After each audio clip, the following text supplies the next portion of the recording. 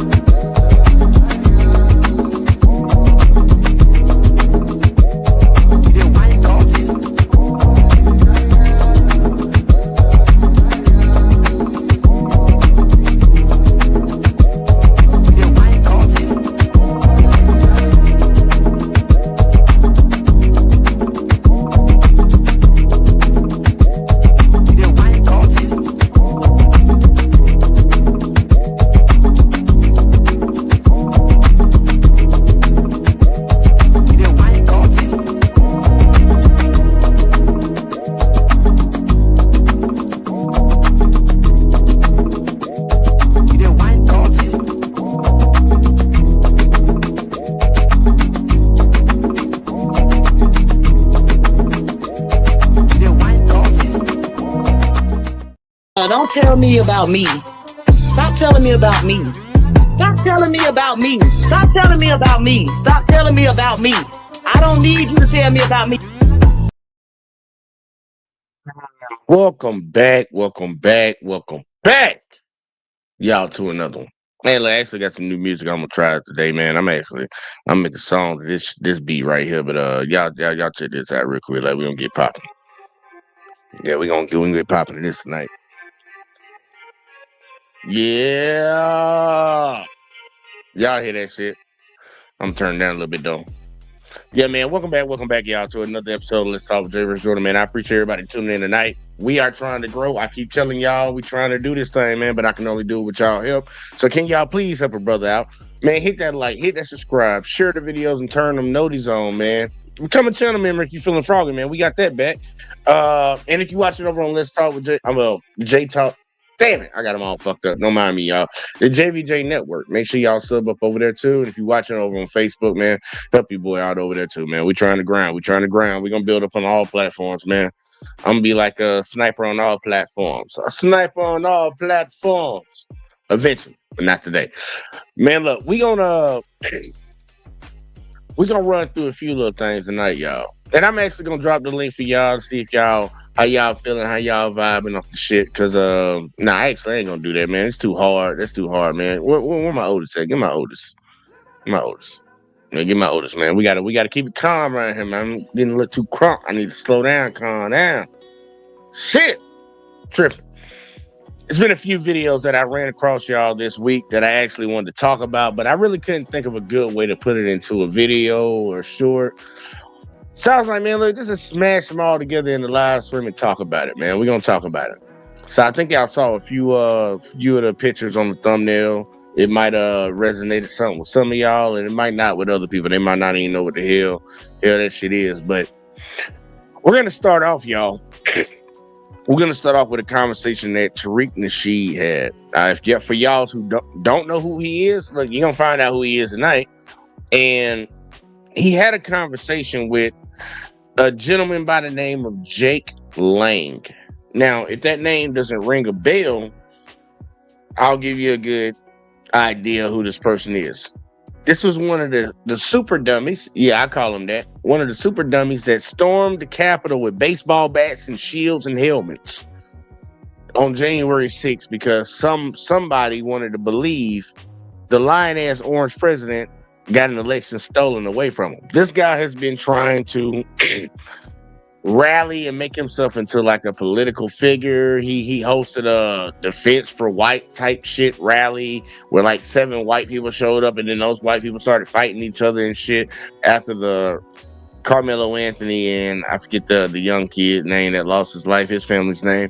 But he started to try to put himself into social environments and try to have these conversations while openly admitting that he's racist. So we're going to cover that conversation first. We're going to start off there. We're also going to talk about this so-called party switch that a lot of people keep talking about. Some people say it doesn't exist. Some people say it do exist. We're going to talk about what it actually was. And then we're going to finish off with some wise words from Tim Wise. Yeah, we're going to finish off with some wise words from Tim Wise. But we're going to get through this Tariq conversation real quick, like first. And then I'll drop the link for y'all because I want to see what y'all opinion to be after this. And then we're going to get on to some, some history and shit and learn some shit. Because, they don't want to teach that in the schools no more. They don't want to teach that in the schools no more. They want to tell everybody that slaves were migrants and immigrant workers. Like, what kind of fucking shit is that? Either way, though. I'm not gonna hold you, y'all. Like I always say, man, get whatever you need, get your weed, get your drinks, all that shit. We about to get it popping. So let's go ahead and jump into it right now. I think Jake was trying to get in on his Finster account and it didn't work. He wanted to log in on his Finster account. Jake, you can call back up and let us know what's on your mind. Let us know what's going on with your Jake. Tariq about to get his ass. I ain't gonna lie to you. I listen to this shit. Yeah, like I said, man, everything with them. Hold on, let's see if Jake is gonna say something. All right, Jake, hop back in. You got Jake? Do we got? What's going on, Jake? God bless all that are listening tonight. How are you? I am good. What's going on with you, Jake? Tarek, forgive my ignorance. Are you the same Tarek that is the PR stuntman for Austin Metcalf's family? No. Okay. I thought we were gonna have a much crazier debate that you were asking, or conversation that you were asking me to come up. Okay. Now y'all see how he already came in. Like, first off, he's mispronouncing Tariq because it's Tariq Nasheed. That's how you say his name, Tariq, not Tarek. But he already came in being disrespectful, and then he also asked him if he was the what did he call him? The stunt man? The what? What did he ask if he was? What's going on, Jake? God bless all that are listening tonight. How are you? I am good. What's going on with you, Jake? Tarek, forgive my ignorance. Are you the same Tarek that is the PR stuntman for Austin Metcalf's family? Okay, he asked him if he was a PR stuntman. Like, first off, you came in disingenuous and called the man the wrong name. Then asked him if he was a stuntman for a family. And then I want y'all to understand this, and this is some real devilish shit, and I'm gonna start calling people devils when they keep showing me that they devils. He came in talking about God. The man, who forgave everybody. The guy who, well, I ain't gonna say everybody. And he had some things, but he's using the word of God. He's starting off with that shit. There's a lot of things in the Bible that's not going to be represented, and some of the things that are in the Bible that will be represented by what comes out of this man's mouth. I'm just going to throw that out there. Hold on, let me. I might have to change this up. As a racist, I denounce Jake Lang as he is a. Hey, Red, tell him he can't ride in your squad, bro. Red said this motherfucker can't fit in my group, bro. He ain't a real one. Hey, Red, look, I'm gonna put this shit up here so everybody can start seeing these comments. Red said that might go for comment of the night. I had to say that in there, Red. That might go for comment of the night. He said, as a racist, I'd announce Jake Lang. He a clown. God damn. But either way, though, he came in talking about the Lord a little bit, trying to preface his shit, named the man the wrong name, calling his man the wrong name, and now he's gonna go on to asking if he was a stunt double or some stupid shit like that. All right, let's see how this conversation goes. I'm sorry, y'all. Sidebar, I fucked up. I know. We got to get through this shit tonight. Family. No. Okay. I thought we were gonna have a much crazier debate that you were asking, or conversation that you were asking me to come up after my recent protest out there. Yeah, in support but I'm very He said he was asking this guy to come up. You called into his show. What the fuck you talking about? supportive of our brother Carmelo. I'm very supportive of him for self-defense. But you were the one out there with the protest. You had the was it the White Lives Matter protest or something, right? We hosted a Protect White Americans rally in support of the egregious interracial violence that's being perpetrated on white people in this country. Now, where is this violence happening, and where is it being perpetrated? Who's harming white people systematically? So there are 41-to-1 interracial violent episodes between blacks to whites as compared to whites on blacks. And I just noticed, we know that's inaccurate. You know why? Because white law enforcement agencies rarely report those crimes where white people are harming black people, and we see videos every day. Those are not even reported by the police. Even the hundreds of videos we see daily where white people are trying to terrorize, harm children, harm black people, assault, most of those are not even reported to law enforcement, and then when law enforcement sees it, they don't even report that to the federal authorities. So let's put everything in context when you say that. Now, black people, everything we do is reported. So go ahead. It's an interesting concept, and I want to talk about that on two different fronts. First, the echo chamber that Twitter is pushing on both what's called white Twitter and black Twitter. It's very interesting because when I turn on my Twitter app, I see endless videos of black on white violence and also black on black violence, but like on like a very ghetto level, like kind of like people freaking out at an airport and like 30 black people start beating each other up, or at a... What did he mean by, okay, first off, you got an issue with violence, but then you said on a ghetto level? So we gonna distinguish between violence. You know, ghetto's not reserved. And this is one thing they really be getting me when I be talking to some folks. They swear up and down ghetto is just for black folks. Ghetto behavior is just for black folks. I don't understand why they just associate that shit with black people for some reason. Because I know a lot of ghetto white folks. I actually know some ghetto Indian people. Have y'all ever met a ghetto Indian person?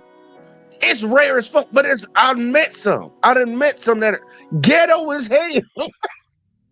But I know what he's using the word for, man. I'm like, bitch, how you gonna look, violence is violence, man. Violence is violence, man. I don't care what they talking about. And see, you got Op in the building. Shout out to Op, Big Op. He said, what about the white guys that jumped that brother in Alabama? That was ghetto. You could classify that as ghetto. Yep, happened down there in Montgomery, Alabama, man. Had a kid swim across the water, breaking all stereotypes. You know, black people can't swim. But yes, that was ghetto. Tried to jump a guy who was just trying to do his job.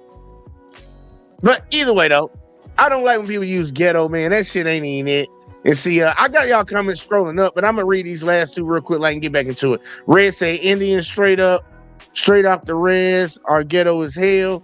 And then he also said throwing chairs is ghetto no matter the color.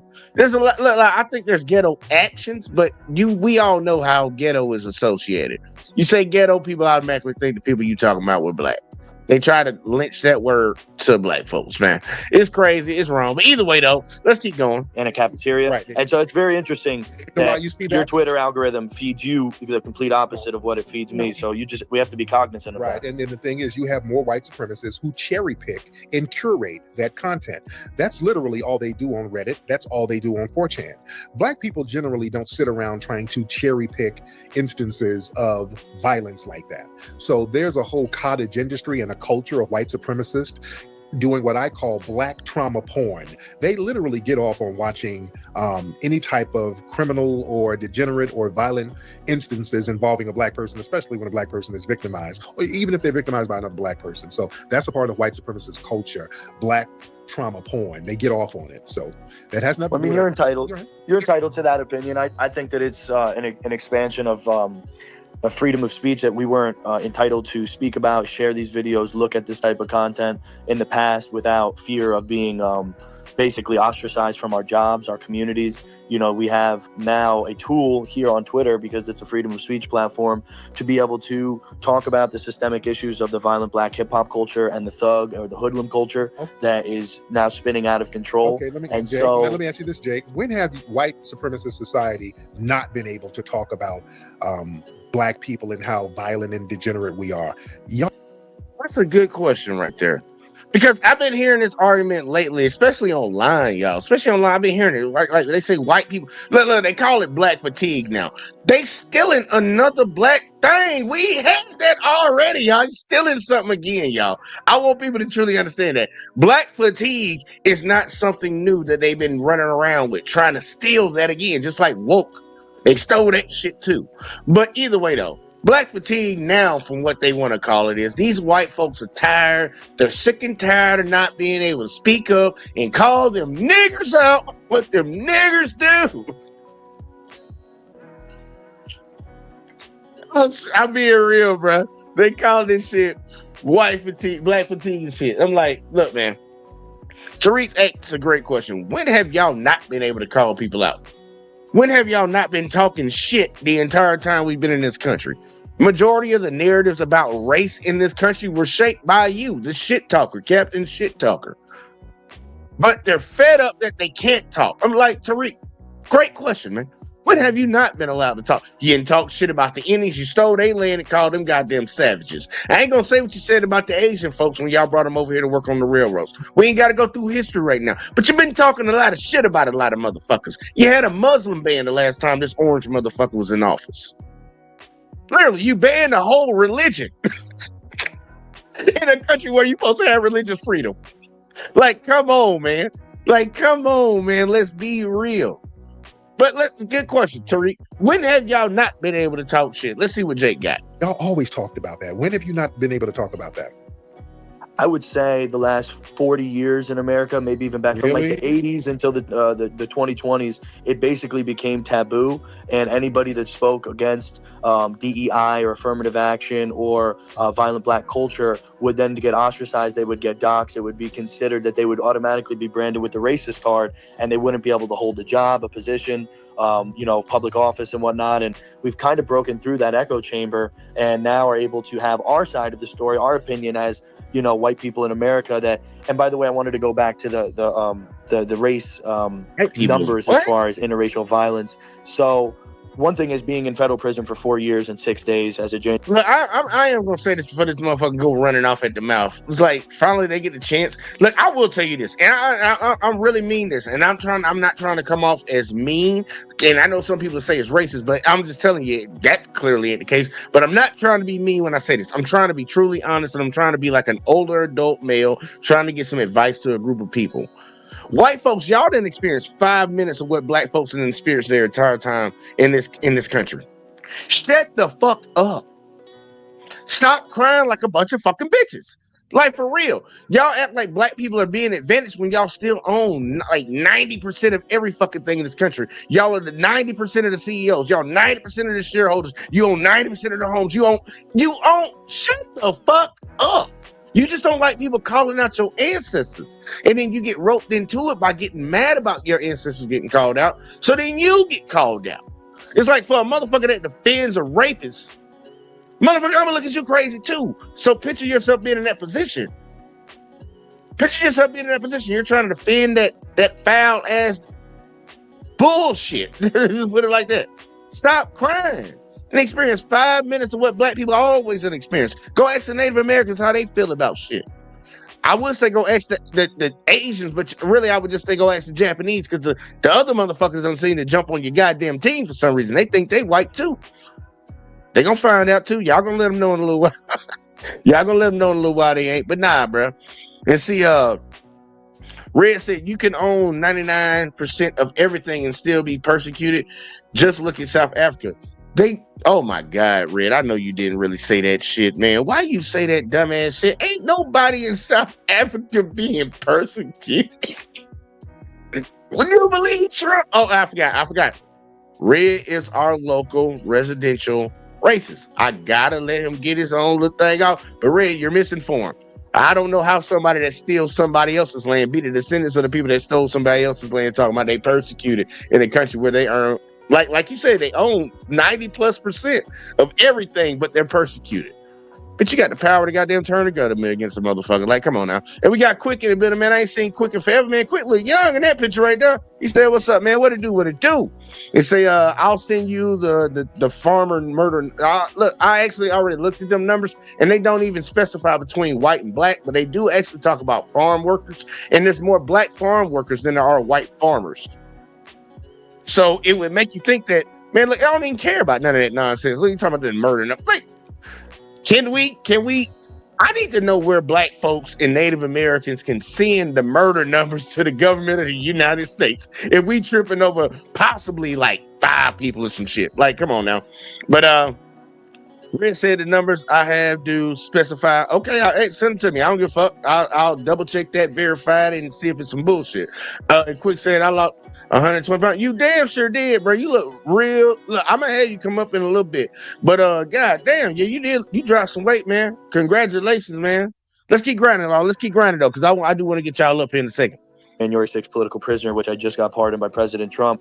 I noticed amongst the black inmates, a lot of them were miscategorized, and the mixed inmates, ones that had a black parent and a white parent, or ones that had a white parent and a Spanish parent, were all categorized. There was a huge amount of them categorized as white on their paperwork, and you would look at them and clearly say, this is not a white person. So I actually, in my own experiences, I've seen it the opposite, that it's not white on black violence or the other way that it is being underreported, as you've claimed. It's actually, in my experience, that they've actually started to kind of over-report other races as being white. And that's my personal experience. And that's the amazing thing of white supremacy. Even the white people who are in jail ain't even white. They're still black. That shows the privilege of white supremacy, sir, and you just proved that. Also, let's back up. You said in the last... No, I'm not saying that they categorize black people as being white. That's how much privilege you got. Even the white people that's in jail ain't even white. That's how much of a privilege you have, sir. Sir, you did something that black people could... Went over Jake's head. He don't even get it. Like, dude, you just said that there's people in there that are clearly not white, but they're listed as white. So the white numbers would actually go down, which means they're actually doing exactly what we said before. They're over prosecuting and over locking up black and brown people, mainly black people. But, you get the brown people in there, too. They always want to be a part of our team, too. Couldn't do in a million years. You're sitting up on Twitter talking to me. You stormed the Capitol. You got Black Panthers in prison from the 1960s talking about doing what you did. This is white supremacy and white privilege. White privilege comes with Trump pardoned many black people as well. There were, my friend Cash Kelly, my friend Daryl Neely, my friend... what's his name? We called him the Colonel. Yeah, not for storming no damn. Not from. No, of course. They January 6th. January 6th. Yeah, they pardon people for like having weed or some shit. No. I'm talking about Black January 6ers. I know about maybe a dozen of them, plus other races as well too that weren't white that Donald Trump pardoned. As well, so these are real life conservative patriots that I would lay down my life for in an instant. That black people generally Philip Anderson, right? That black people can't do what, and these people don't really. Red, I said that to the point of where you all, like, every time we bring up white people commit more crimes and y'all say, no, there's just more of us.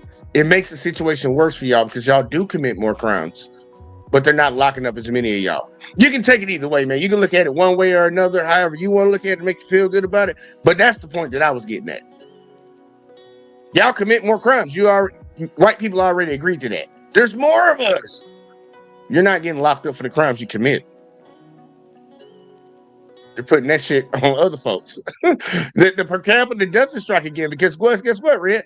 Y'all don't patrol your own. Y'all don't prosecute your own. You let people like fucking goddamn George Zimmerman, you trying to walk away. You trying to get Derek Chauvin out of jail. Like, come on now. Y'all don't prosecute your own the way you prosecute other people. Y'all don't even patrol your own the way you patrol. Black folks and white folks use drugs at the same, if not equal level. Who gets patrolled 90% of the time? Black people. I know so many meth heads that are white. I know, dude, most of the beggars in my city are white. Majority of them. And I live in a majority black city. Like, they can lock them motherfuckers up for a lot of things. Y'all don't prosecute your own. You don't patrol your own. You don't lock your own up.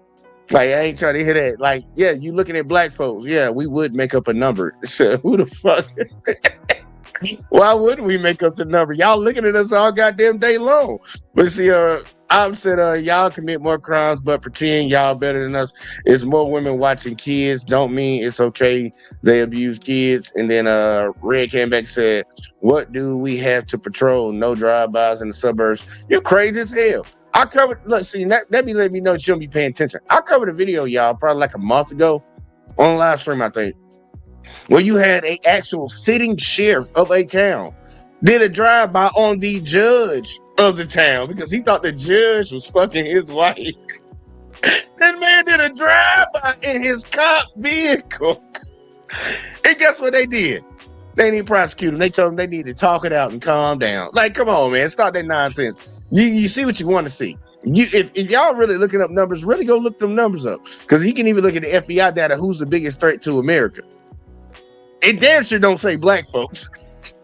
Let's keep going, though. Let's keep going. He identifies black, like Enrique Terrio. Y'all try to say he's black. No, he's Cuban. Right. He's not. I didn't even mention his name, honestly. Right. I mentioned other people that do identify as black, that are black, that some of them come from some pretty rough backgrounds. Nobody knows about them coons. Some of those people you name, they come from Caribbean backgrounds. They don't come from foundational Black American culture. But again, something you said that you said were like, I didn't name any Caribbeans. I named African Americans that were pardoned by Trump for being patriots. No, but those people you named, some of those folks, from my studies, they don't come from our lineage. They come from Caribbean backgrounds. Some of those people, they are technically African American, but they're not foundational Black American, meaning their lineage doesn't go back to slavery in this country. That honestly sounds pretty racist, like black on black racism. Actually, one of my friends. No. Well, I got this. And you see that when we try to make a distinguish the delineation between their Caribbean blacks, their Haitian blacks, their Jamaican blacks, because that's what they say all the time. There is racist, right? But all these motherfuckers talking about, oh, no, you're white. No, I'm German. Oh, you're white. No, I'm Italian. Shut the fuck up. Shut the fuck up. When you say you're German, I understand what you're saying. You have an ancestry that goes throughout Germany. So you carry the history of Germany with you. You're German. What kind of fucking dumb shit? See, I don't get that. I think it's really hard for a racist to call somebody else a racist. I know it takes one to know one type shit, but damn, bro, I don't think y'all really. This motherfucker, at least, but Red already said he a clown. It's our residential racist. He letting us know this dude a clown. Like, bro, what the fuck are you talking about? What are you talking about? And I have a very close friend of mine. Everybody on here. I don't know about to get into some anecdotal thing. How is our lineage racist? I have a lineage. Well, no, I'm saying, so first of all, I have a very close friend. Everybody knows him on here. His name's Dom Luker. He's 1.5 million on X, very smart individual. And me and him have long talks on this. And actually, there's like this split in the black community about like what you said, ancestral or anecdotal, or people from I guess 400 years or plus more here, plus other people that are, kind of coming in on the phrase of things. And there's like a split between like who's the realest black man in the room. So I don't know. You guys got to deal with that in your own community. No. We don't talk like who's the realest black. No. That's white supremacists filtering. That's not. No, we didn't say nothing like that. I mean, you're the one putting them down. You're the one saying that they're not as black as I am. I didn't say nothing like that. So we're not going to do on white, not say so. We don't do that. Don't do that. We don't do on white. I didn't say anything remotely like that. Well, so what is their crew? I want to know, Red. I actually want you to actually type this in there. What makes Tariq racist? What has Tariq Nasheed done that is racist? I want to know. I want you to write that down below for me. Help me out because I am ready to see this shit. I'm ready to see what made Tariq racist, because I'm gonna see if a lot of folks in your community, and I'm giving you a easy as like a little heads up. Remember what you're writing down, because a lot of these things can apply to your people. So what makes him racist? I want to know. Write it down below. Please write it down below. Credentials. They have the same skin color, melanin. They've been through hardships as well. According to your point of views, why are they less, connected to the roots? Or, I don't understand where the internal racism comes from. There is none, because there is none. That's why you don't understand. Well, yeah, I mean, you were putting them down as like a lesser party, not me. I didn't say that. You're saying those people aren't I ancestral didn't say that blacks. they were lesser. Just because you're an immigrant doesn't mean you're less or anything. You're just an immigrant.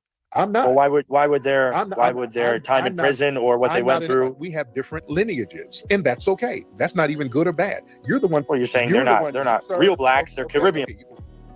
But Jake, we don't do that, Jake. All right, you're gonna have to slow down. I know you're emboldened by being pardoned and all that stuff, but yeah, we don't do that. You got to slow down. Hold it down. You're talking over me. I don't like muting people, but you got to slow that down because now Slow it it can down, be slow it interpreted as down. disrespect.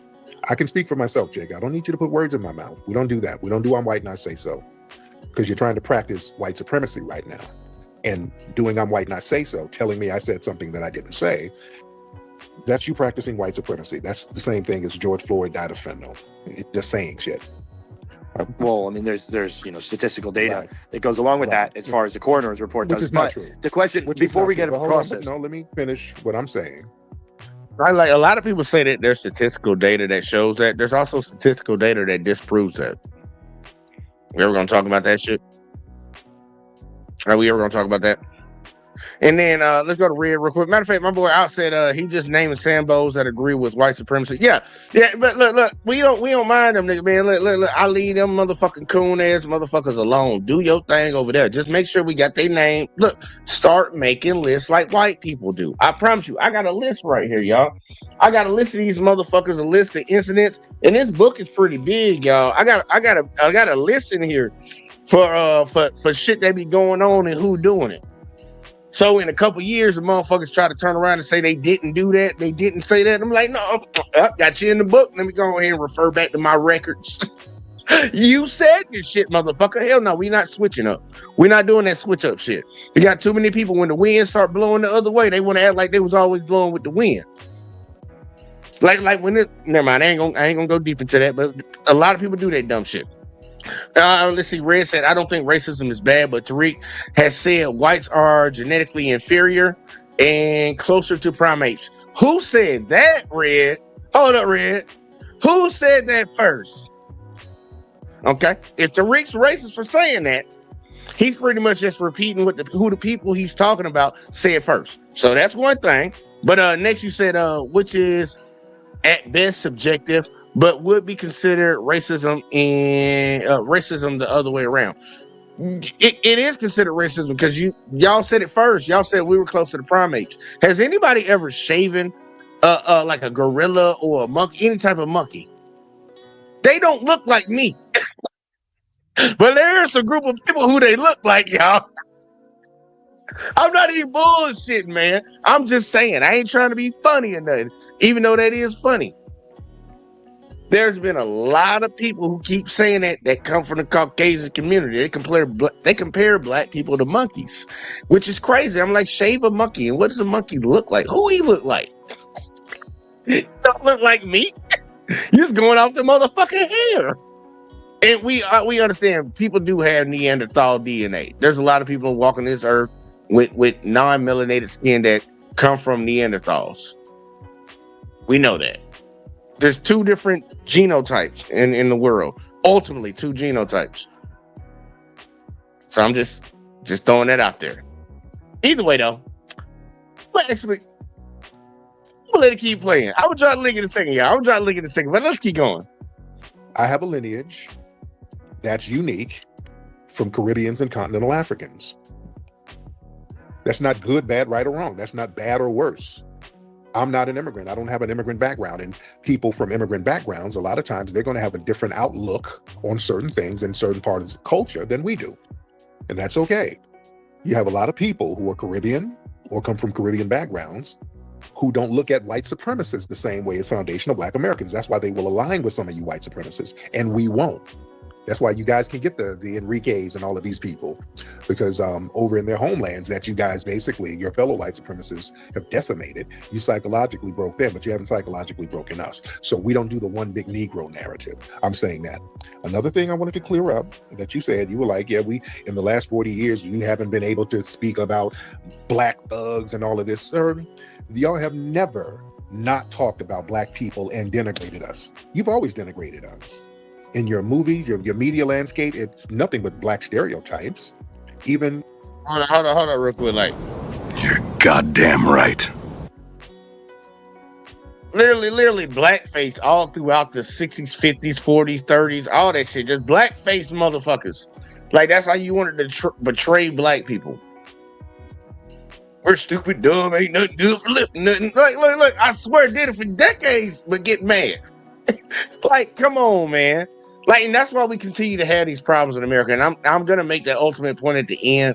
Like, it's kind of ironic. Like, if you want to truly get past it, you need to accept what happened in the past, not taking ownership that you did it. But if you are contributing to it, you need to take ownership of that. But we have to rectify the problems of the past, and we're going to continue to fight for it. We're going to continue to fight. People say, let it go. But the United States is over here supporting a war in Israel right now. That's a religious war that happened way before any of these motherfuckers has goddamn been alive. But we supporting it with billions and trillions of dollars. But you telling black folks to get over it. Shut the fuck up. Shut the fuck up. Don't like, ain't nobody trying to hear that dumbass shit. Get up. Come on now. Let's keep going. In your reality show. Oh, my bad. Hold on. Let me read out comment before we keep going. He said, I guess they forgot about the movie Tropic Thunder. Oh, Tropic Thunder. Tropic Thunder when Robert Downey Jr. was dressed in blackface. I actually didn't have an issue with that, but I remember they made it an issue in the movie as a part of the movie. I didn't have an issue with that because I knew what it was, but at least they got him to portray a certain type of black dude that we all can respect. At least they ain't do that Pookie and Ray Ray shit. But I can see why somebody would have an issue with that. I feel you on that. Cops, First 48, everything is about black thug imagery. Ronald Reagan in the 70s, he was promoting the whole welfare queen narrative. Yep. The Clintons in the 90s, they were pushing the criminal crime bill narrative. Mm-hmm. So you've always... Is there not some merit though there, as far as statistical data goes? No, like, because why does the data, before I get muted again, please? Why does the NCVS, the National Crime Victim Survey, which is a survey done by the FBI, talking and asking the victims? If you go on my website, Protect White Americans US, PWAUS.com, I have a number of different statistics there, and they're from the National Crime Victim Survey, talking about egregious black crimes just in general. But that's not what I focus on. Egregious black crimes. So wait. So did you hear what I just said? There is no such thing as black crime. What the hell is black crime? Crimes that inordinately black people are committing, such as murder and assault and robbery. Y'all do more than nobody. I guess Trump was right when he said black jobs, because now there's black crimes. There's only crimes that black people commit. Like, shut the fuck, dude. What are you talking about? Side of their per capita. Nobody murders more than white supremacists.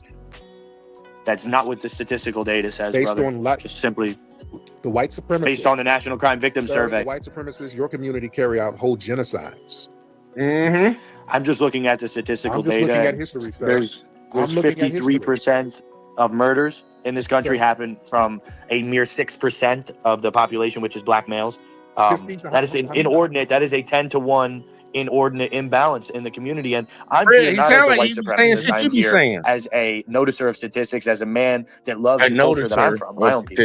And saying, hey, why is the black culture being perverted to brainwash the black youth into wanting to hurt, murder, and steal from people? And I want to create a cultural integration. Well, that's a projection, sir. What you're doing is projecting talking points.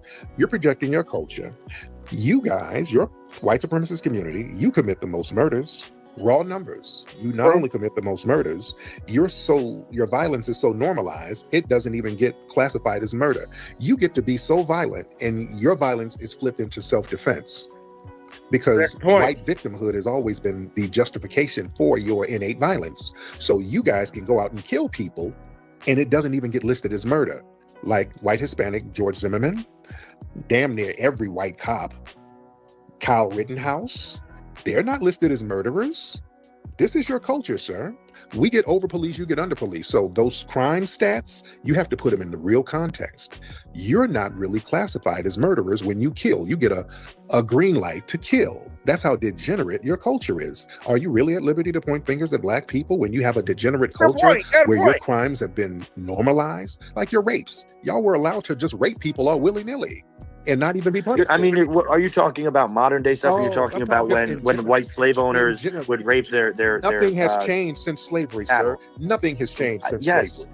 Nothing has there's changed. Human rights, the civil rights movement. Nothing has changed since Jim Do Crow. you not remember that when and everybody that got was it? foundational Black Americans forcing you to act like you had some damn sense. Yes, I remember the civil rights movement. We had to force you to act like you had some sense, and we had to get off in your ass and let you know these lynchings and rapes, that's not going to be happening like you think. So we were fighting back. Actually, the complete opposite. It was done peacefully. Nobody got, quote unquote, got up in. I'm not even going to curse at this time. Nobody did what? It actually was done.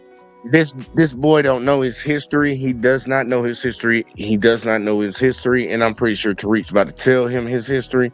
And see, Op said, Tropic Thunder was funny, but if Black people really cry about other things, then why we didn't complain about Tropic Thunder? Because we knew Robert Downey Jr. didn't mean any harm by it. Yeah, we knew that. Let's keep going. Done through peaceful civic That's a action lie. from a real Christian leader, Who? Martin Luther So, King. Yeah. That's one part of it. No, it wasn't. There was violence. Come on. So, what you mean, Oh, come on? man. Why did you think they had the Kerner Commission? So wait, Slow down. Why did they have to have the Yeah, he Kerner don't- Commission he don't know about to ask why there were so many race civil riots rights and Black movement. people were whooping your asses all through the 60s? That's why they had to have a whole commission to study why we were whooping your ass up and down the United States, sir. Yeah, please don't normalize muting me while I'm in the But yeah, middle but of making a no, point. but we're gonna speak truth to power. You don't get to just. Yeah, we are. But don't. But so I came in here. Let's just. You said it was Okay, but I want to address something. I did come in here to address black on white violence, right. and then you just glorified the fact that in the '60s, black people had to be violent or whatnot. Because you were being violent towards us. We had. See, look, you can't be doing that shit. You can't try to come in and criticize somebody on a point, and then he rebukes your point, and then you'd be like, gotcha. See, black people are violent, right? It was in combat. They were combating white violence, lynchings, hangings. But you saying they was whooping people's ass to stop them from doing that? And it's like, you. That's like somebody fucking swinging on you, and then you swing back and be like, It's like, what are you talking about? Wait, really? And you just said it openly in the conversation like it was some real legit shit. I really think, look, I think people that are racist have a mental disorder. I think something is chemically wrong. Some electrons are not firing in their brain. Something is wrong with these people. I don't want to call you the children of the devil, of Lucifer and shit. So I'm just saying you probably got a mental problem. Because there's no logical reason to hate another group of people when you actually come from the group of people who have committed more sin on this earth than anybody else. And it's not even close. Not even close. And people are like, well, we can look at the numbers. You dropped an atomic bomb on motherfuckers twice. There's no conversation about anything else. There's no conversation. You dropped an atomic bomb on motherfuckers twice. And then be the first ones to tell everybody else they can't have nuclear weapons. I'm sorry, not atomic, a nuclear bomb. Nuclear bomb. I'm sorry. Fucked it all the way up, but y'all still get the point. The nuclear bomb is still, I think is nuclear bigger than the atomic? We'll talk about it another day. We ain't gonna talk about it right now. But yeah, it's crazy that the pot's calling the kettle black. At the peaceful, nonviolent sector that was a part of the media apparatus, but behind the scenes, Black people were turning up and getting the bullshit up out of here. So yes, you had to be forced to act right, sir, because of your violence, because of your raping, because of your lynching, sir. And now you've basically pawned the lynching off to law enforcement. Now you're trying to get your vigilantes to do the lynchings and things for you, and people are pushing back from that. So the real degeneracy is in white supremacist culture, right? I can definitely not say that. I'm seeing a man that is glorifying violence, and compared to a man here who has actually committed political violence as far as in self-defense of my country. No, yes. And I'm not here glorifying it. Everything that white supremacists do, it's all self-defense. Every act. Hey, look, he did call him out on that one earlier. He said he committed that crime in self-defense of this country. Bitch, you tried to overthrow an election that was not stolen. Your guy just lost. You're a sore fucking loser, and you decided to actually commit treason against your own country because you're a sore loser. You shouldn't be walking around right now. That just shows your community. How foul and evil and stupid that is. You committed treason against the country you claim to love because you're a dumbass and said somebody stole it. And somehow you're walking the fuck around.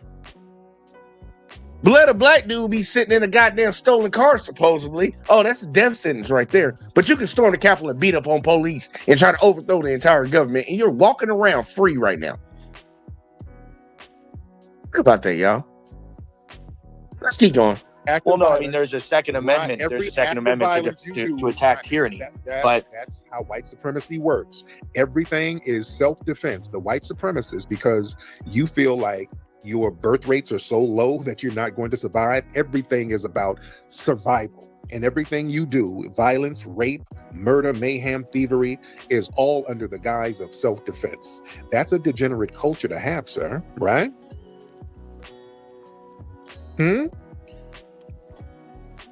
I'm muted, so I can't answer Yeah, you. You're normalizing I muting. hear you, sir. We hear you. We hear you. So I just don't see what you're seeing in white culture. When I hear white culture, right? Hey, look. We know that, bro. We know you don't see it. We know you don't see it. That's why we be wanting to tell you this. We be wanting to tell you this, but we be entertaining you. You need to leave. That's what we be wanting to tell your ass. But we trying to be nice and entertain your ass. You know, this our little retarded cousin Timmy. Y'all be nice to him now. We know he's stupid, but just entertain him. That's how we be treating you. That's how we be having to treat your ass. You don't know it because we be polite and nice and all that shit. Motherfucker really be thinking about you. You like your little retarded cousin Timmy right here.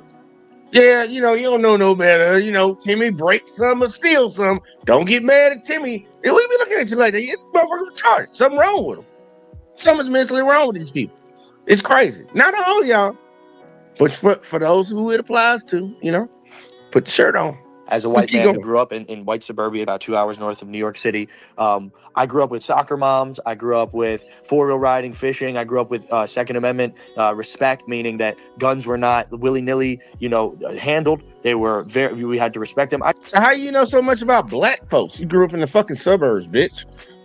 You don't tell me there's black folks in the suburbs with you? Fuck you talking about, man? See, I've said Trump can only beat women in an election.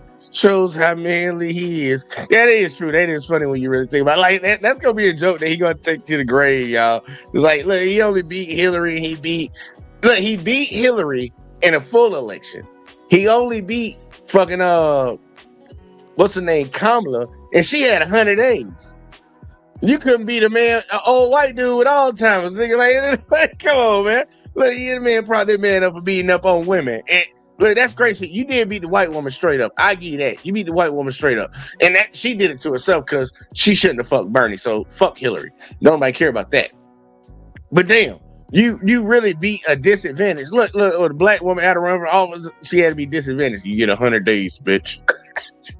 You get 100 days, bitch. And the sad part, we know she ain't really black. I know I said it a couple times. But she brown enough. I got a video coming out tomorrow about that. But she brown enough that motherfuckers weren't gonna vote for her anyways. And she a woman, so that helped out. But nah, bro, he barely beat that bitch. Everybody keep talking about landslide victory. Go look at that vote count, bro. It's like 2 million decided. Like 2 million. And I know people like 2 million is a lot. Not in the presidential election, bro. That's within the fucking margins, bitch. But either way though, let's see, Quick says she ain't black. She ain't, and that's why I had to retract that. I'm sorry I said that shit. I fell into the social media, not the social media, the national media talking points. Cause she ain't black. We did a whole video on her not being black. She wasn't black. She ain't black, y'all. Just cause you a little brown skin, it don't make you black.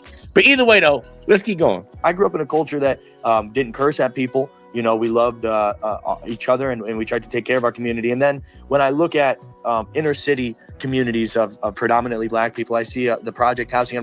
We can get into systemic issues, but I see from the outside looking in, and in which I also moved into Spanish Harlem. I lived in Spanish Harlem. I sold hats on the street in Spanish Harlem, which was predominantly black, but it's still called Spanish Harlem. And I had a hat company called Harlem Pusher. I was part of that community, but I saw, in my point of view, Obama was actually black. Like he had a white mama, but Obama was black. Look, your daddy African, bro. You can't say you ain't black. God damn. A degenerate culture that glorified hip hop, fast money, prostitution, ball players, drug dealers, gun toters, and things of that nature. Jesus Christ, what is he talking about? White supremacist culture glorifies the Italian mafia, True. the Jewish mafia, drug dealers. True. Irish mafia, drug dealers, gun runners. Your community glorifies violence. It's always glorified violence and criminality, sir. You're not going to sit here and point your finger I at know us what that talking shit. about we glorify violence.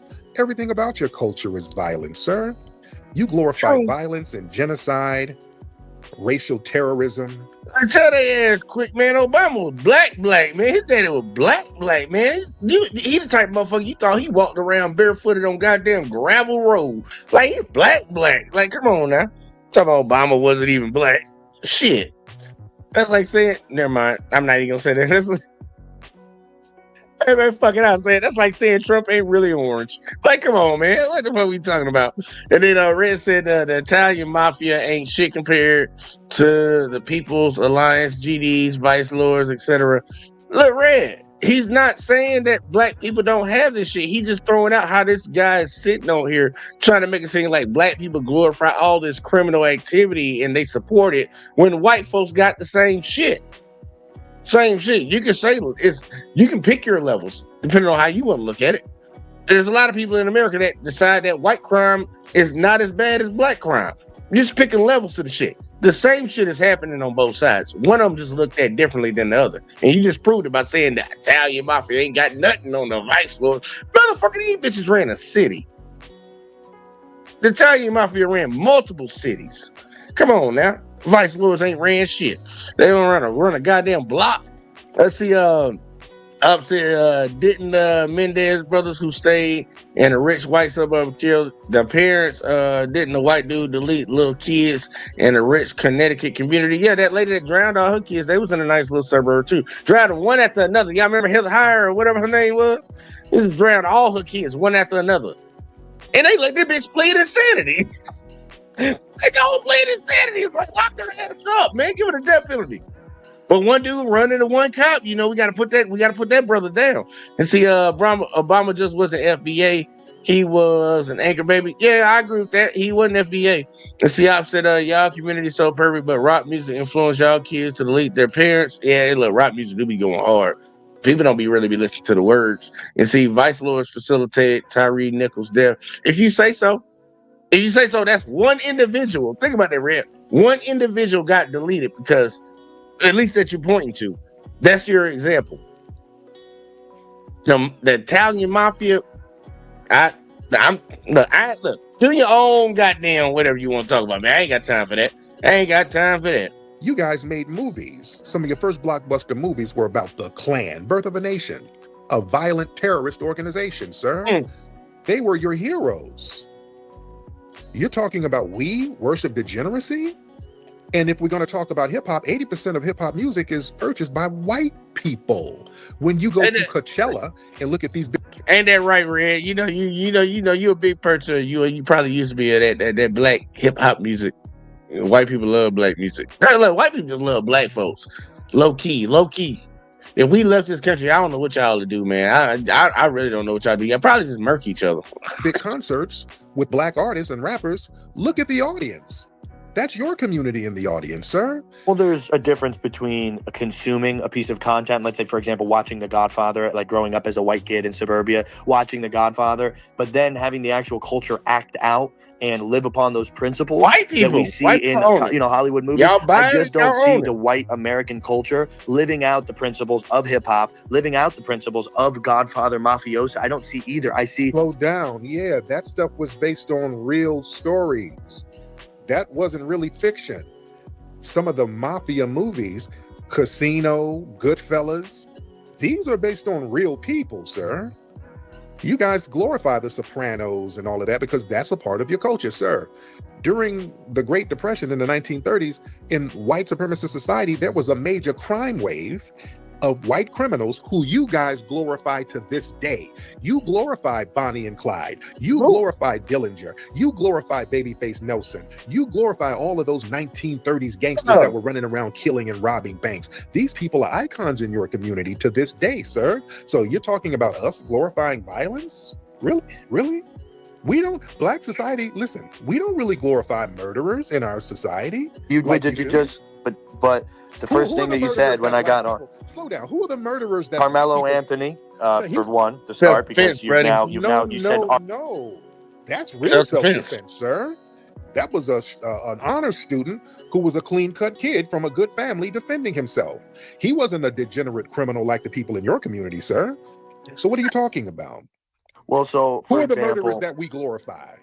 there are many. Name But them, sir. I want to just talk named the about murderers Carmelo in your- Anthony. I just named the murderers in your. I love how motherfuckers say there's many, but then motherfucker tell you to name one. It's like, I don't want to talk about that. You can't name one. Let's see if you can name one, y'all. Let's see if we can name one. And then Red said, if hip hop didn't exist, the world would be better, unfortunately. And I am a fan. Actually, I don't think hip hop is actually the issue. When you really get down to it. Your community that you guys glorify and make heroes into. Hey, just like video games are the issue why kids be going out shooting up schools and shit. Stop blaming what the fuck everybody listens to. You play the shit at goddamn basketball sporting events, basketball games, football games, hockey games. Y'all playing black music nonstop. It ain't the music. It ain't the music. It ain't the video games. Like we need to stop with that dumb shit. And Tariq stir fry his ass. Oh yeah, he going right now. And see, I've said all those movies and shows Tariq named are successful because white people support it.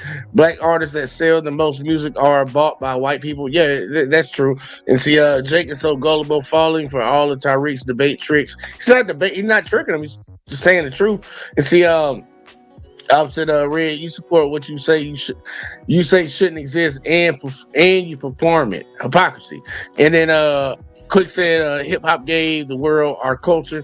Yeah, it was just an expression, man. It's just an expression of what we got going on around here, man.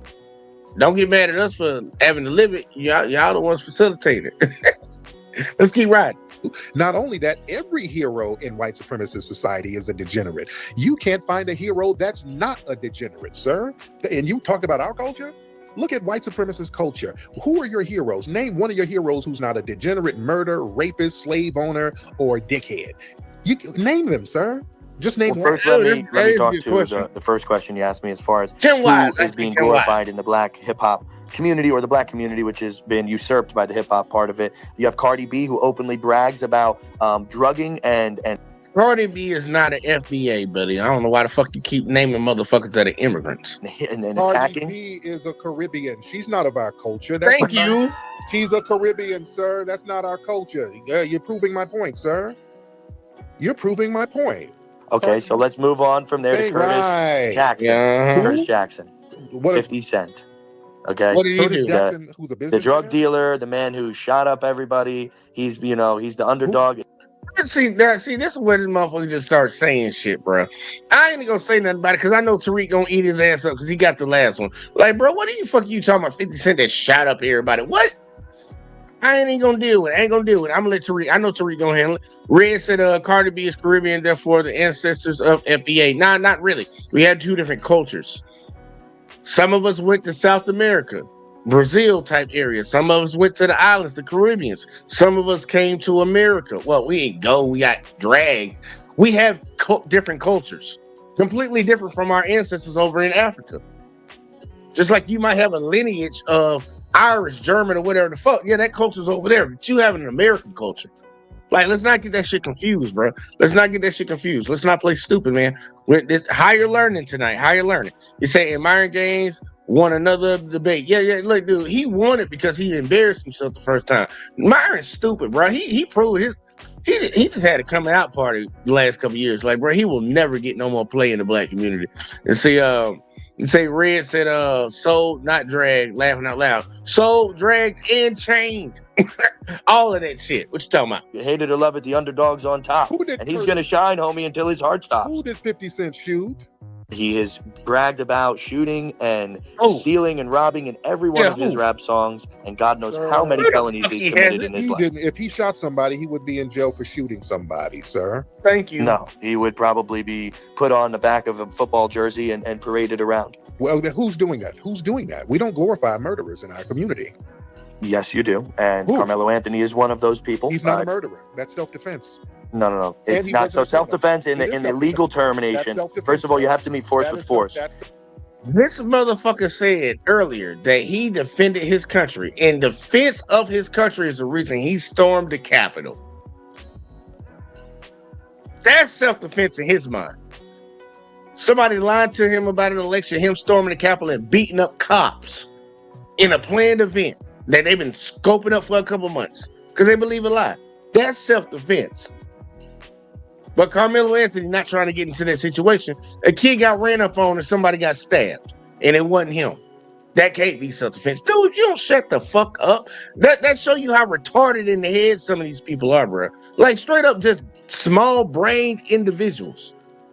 Just straight up emotional reacting motherfuckers. You can't use a knife in a fist fight. Yes, he can. And you can't use a gun in a knife fight. Yes, you can. Yes, you can. That's somebody not say so. Yes, you can. Who the fuck is TK? Who the fuck is TK? Man, Brother, what's that? the fuck is TK? I don't look all these up north unknown rappers, man. Look, don't be naming them motherfuckers. I know who the fuck that is. See, Quick said FBA are not immigrants and have not migrated here. My lineage was here before slavery, which makes me full-blooded FBA. You goddamn right. And look, that's even some more of the evil shit that white people do. They try to act like black folks weren't already over here. All them statues in South America pointing towards Africa, all them big-ass stone statues that don't nobody know how the fuck they got there, looking straight at Africa if you got there, drew a laser line on that bitch. The Native Americans, they even talk about it in their own history books. Man, look, ain't nobody trying to hear that shit. And see, JVJ showing his age. Hey, look, I'm 35. I just don't listen to. Look, I'm an R&B kind of guy. I'll just be honest with y'all. Yeah, I like that R&B. I don't follow rappers, anyways. I don't follow no celebrity. That's just dumb as fuck. If something pop up on the internet and it's interesting, I'll cover it. But I don't follow these motherfuckers. I don't give a fuck about none of that shit. Bitch, I got my own life to live. Let me get my brother Robbie in here to chime in. Brother Robbie, hop on in, sir. Oh, we got some Brother Robbie Three, in can you here. hear me? Yes, sir. How are you? How you doing, brother? You know, it's amazing that it's like 2 or 3 o'clock in the morning. You could acknowledge me, Robbie, and say good evening to me as well, brother. God bless you. How are you? No, I'm not acknowledging you yet, my brother in Christ. How you say God bless you? He just been on his spirit and all that goddamn hate. Like, for real, man, be the devil that be trying to pretend to be a saint. Like, come on now. And see, I've said, what you know about that group, Surface, Jake? What the fuck? There's a group called Surface? Surface? I ain't know about none of that shit. I know about Cisco. Christ, not just yet. So you can stay on your mic. Don't be hostile. You know, I find it interesting that you're talking about degenerates. And I wanted to ask this gentleman a couple of questions. One, did he find it degenerate to go to January 6th, where the Capitol is something that is secular sacred, and people just went there and just totally desecrated it and then lied about it on national TV for over 2 hours? That's number one. Number two. These motherfuckers call everybody else animals, degenerates, and all this shit. These motherfuckers stormed up in there claiming they was gonna fucking stop an election, a certification of an election. These motherfuckers went in and started taking shits in people's offices. No toilet paper. Like, come on, bruh. And they started taking shits in there and rubbing it on the walls like a monkey would do. While they call other people monkeys, man. Like, bruh, come on now. See, I said Cisco thong song guy. Yeah, that thong. Like, I'm just saying, I don't be listening to a lot of rappers unless it's Drake. And Drake number one. But and Red said boo-hoo. Let's keep going.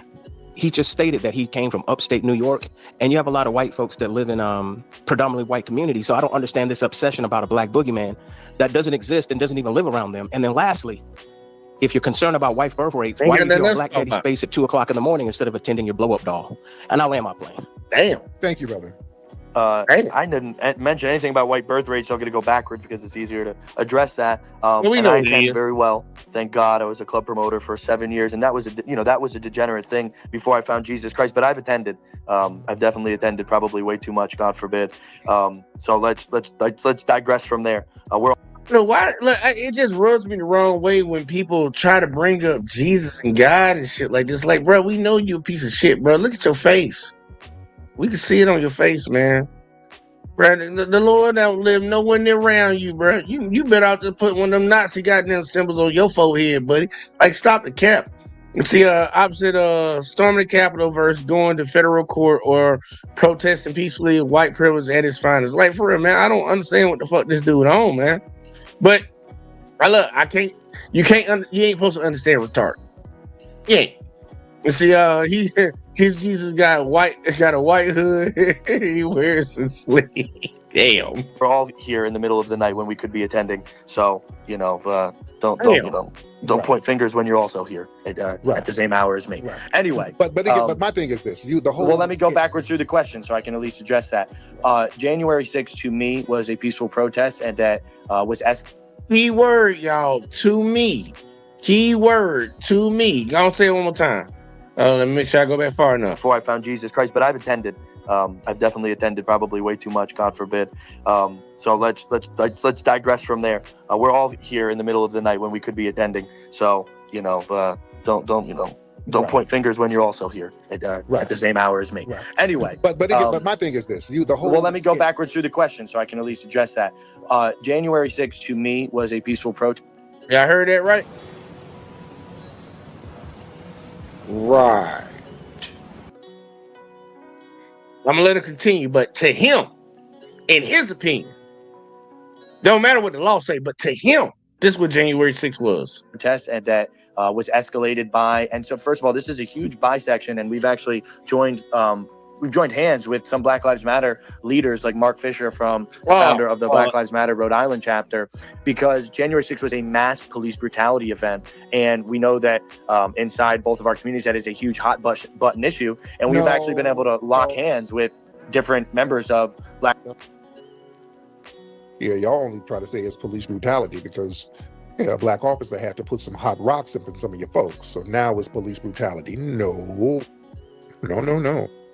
Oh, no. Michael Byrd had to do what he had to do, didn't he? No, I mean, she was a 5'2" woman with American flag wrapped around her. Why would deadly force be breaking in a Capitol? Yeah, y'all sat up here and folks died. I mean, God forbid. Listen, the fact that you talk about violence, the fact that y'all had a violent insurrection, a lot of people died that day. Shot, heart attacks, people died that day. And you guys get to get out of jail and walk around and pop your collar. And you want to talk about violence in the black community? You guys aren't listed as murderers. If black people stormed the Capitol and anybody died, they would all be listed as murderers. It would be an all-in law put on them. The murders would be put on them. You guys are walking around out here chilling on Twitter. Black people did storm the Capitol. You're goddamn right. Dozens and dozens and dozens were arrested by brothers that I love very much. No, dozens, not dozens of black people. You had a handful of Sambos. I can name you a handful. James Gillespie Beeks. Okay, slow down. You had a handful of Sambos out there with you guys, and some of them got the strictest punishments. By the way, that's it. That's another thing that was very interesting. The black ones got some of the strictest. That's complete fabrication. That's not my guy that was on my podcast today. James Gillespie Beeks was the only one acquitted from January 6th. He's black. He got acquitted in the DC courtroom. Do you want to know why? Yeah, I think you can answer that question, my friend. So don't make up. Yeah, but just don't fabricate stuff. You have no frame of reference to say that black people got the largest sentences, because that is completely false. It makes no sense. White people, by and large, got destroyed in the DC courtrooms by a majority black church. Here we go, y'all. About to break it down. Of course we did. I was looking at 30 plus years. Getting slaps on the wrist anyway. Half y'all were damn near out of jail anyway. The ones who did get convicted, y'all were getting slaps on the damn wrist for that. Y'all were getting the equivalent of a damn jaywalking ticket. Nobody did no real serious time anyway. The only one who was doing some serious time was Enrique. People like that. I'll give you that. We have David Dempsey, white man, 20 years sentenced to prison. Rufio, Ethan Nordine, 17 years. Joseph Biggs, 18 years. Dominic Pizzola, 10 years. Peter Schwartz, 14 and a half years. They were hitting us with that book. They were destroying us. You have to understand that. All white men given decades in prison for something that we all saw them do. Y'all get the irony of that? He's bitching about them getting convicted and sentenced to a certain amount of time, trying to show how much they got hit with the book for something that we all saw them do. But they're somehow the victim. Watch how Tyreek hit him.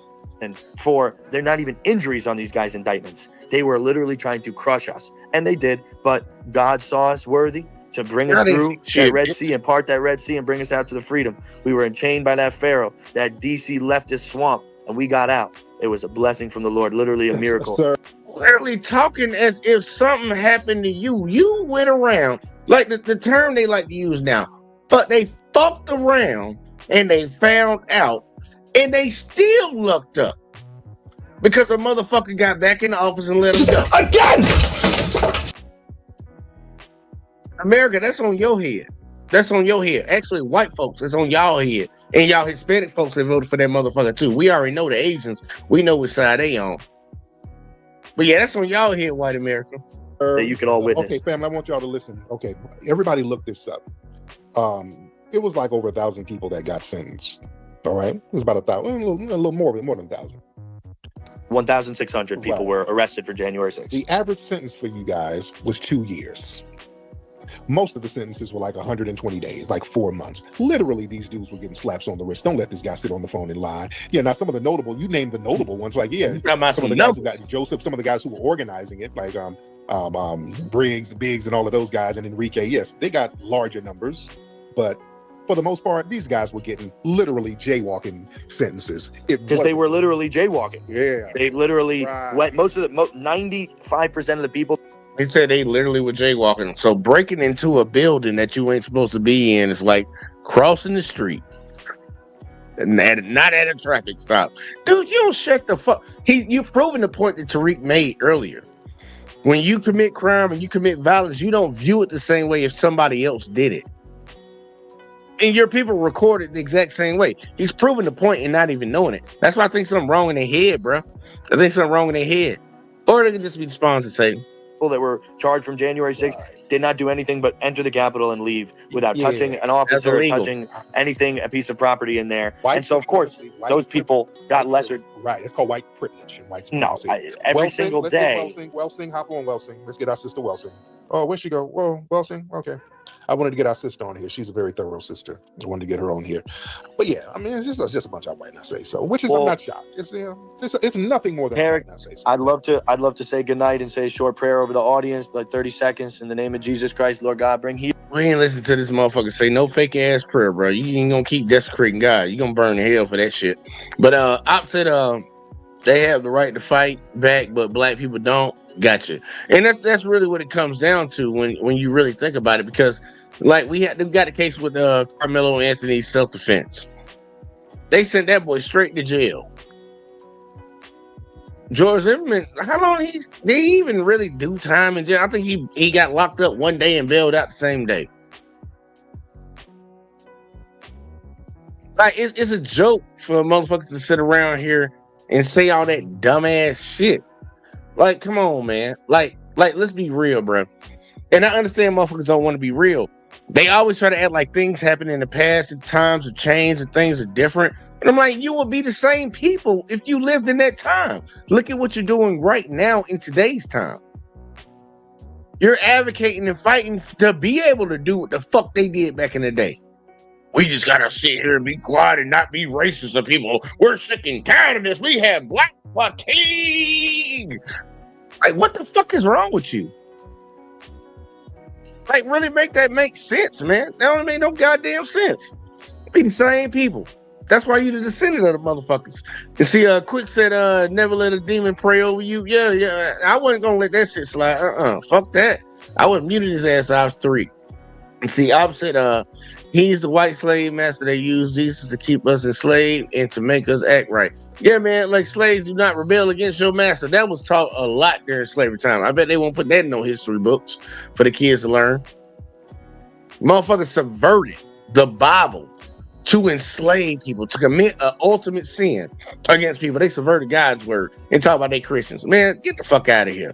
But look, either way though, we about to do a little history lesson, y'all. We're gonna do a little history lesson because we keep, at least me, I constantly keep hearing people talk about Democrat, Republican. And they say the Democrat Party is one of slavery and all the other shit and all. First off, y'all already know I don't give a fuck about either party, but I know which one I definitely won't fuck with. The one where the residential races lay at, and it starts with an R. Y'all can put 2 and 2 together. But we're gonna talk about this so-called party switch because I even heard Charleston White speak on this shit. His little goofy cross-eyed ass. I don't know why people listen to that dumbass motherfucker. He hit on some things, but the dude is a fucking retarded motherfucker. Like, a broken clock is right twice a day. And we need to, if we say we don't want to follow the bad people in our community, at least, and I'm talking to us black folks right now, that motherfucker should not be famous. That motherfucker should not sell out no goddamn comedy shows. That motherfucker should be in the hood somewhere getting beat up by a fat bitch. Yeah, a big, tall, fat bitch. But we're gonna talk about these parties real quick, like y'all. We're gonna talk about these parties. Let me see. Op said he's the white slave master they use. Okay, I read that. I don't know why the fuck I thought I didn't read that. Either way though, let's go ahead and jump into this real quick, like, cause it ain't that long. The American Republicans are considered the conservative party, and the American Democrats are considered the liberal party. But if you talk about the Civil War or the 1960s, suddenly the Republicans are the liberals and the Democrats are the conservatives, and everything between then and now seems to be a confusing mess. So, why is this? Did the parties just suddenly switch platforms at one point? A lot of people seem to think so, and often the debate seems to be focused on why and when they switched. But there might not have been a real party switch at all, at least not in the sense that many seem to describe. What we tend to find in the narrative of the party switch, and even in the narratives of party switch deniers, is the viewing of American history through a fairly narrow perspective, concentrated on racial politics, specifically as it pertains to the South and the African American population. What this does is it chops out a great deal of context and the wider picture of American political evolution. This is to say that the general understanding of the so-called party switch is a bad oversimplification that only causes more confusion. Let me get off Democrats screen. and Republicans today who don't understand their party's roots, blaming each other for the mistakes of the past, and finding themselves totally lost on the real history of how they ended up where they are today. So in this video, we're going to clear up some of the confusion of the party switch. Hello audience, Mr. Z here with another video for you. If you're new to the channel, welcome. We have videos just like this every week, and believe it or not, only about I guess y'all go check him out, man. This is the first video I saw from his channel, man. Y'all go check him out if y'all feeling froggy. about 25% of you watching are actually subscribed to the channel right now. So if you enjoy this type of content, I hope you'll hit that subscribe button and stick around. And if you are subscribed, fellas, only like 15% of you have your notifications. Hey, look, man, I ain't got time for all that, man. Let's get to it. All right, in all seriousness, probably the core of misunderstanding surrounding what happened to the parties is the nature of the party system in America itself. Actually, we'll break this up into 3 factors, and number 1 is how the parties work in America. Many will assume, even here in the States and in contemporary times, that because we have 2 parties, there are only ever 2 major schools of thought in American politics, even across the span of history. That the Republicans have always been about X and the Democrats have always been about Y. That the conservatives of 1800 were identical in their views to the conservatives of today, etc., etc. This is false. At virtually any given time in American history, there are many different competing ideologies vying for power, and often these are a manifestation of regional desires, varied cultural values, and competing lifestyles among different American groups, what we'll refer to as ideological blocs. This is the second major factor, and we'll touch on it momentarily. We put together a video on the different nations of America that you can check out after this video, and I have plenty of videos talking about how different regions and cultures in America have always had their own unique and diverse interests rooted in their differing cultures and circumstances. But to not get too far off that topic, because of the 2-party system, what you will commonly see is these multiple distinct factions form coalitions represented by the larger parties. One might say the Republican Party is merely the conservative party, but in reality it is a mishmash of isolationists and warhawks, common farmers and elite Wall Street investors, populists and elitists, big government and small government people. They all have different visions for what they want America to be, yet for some reason come together behind one party. Same goes for the Democrats and their factions, and I've got a video on that too for anyone who wants to check it out. Sure, sometimes you get a reform party or a progressive party that aims to shake up the duality of the 2-party system. Sometimes one of the factions breaks the coalition to go out on its own, but generally speaking, the way you win is by hitching your wagon to the elephant or the donkey and hoping that you can steer it in the direction you want it to go, at least for a little while. Just remember there are probably 10 other guys all trying to steer in different directions as well.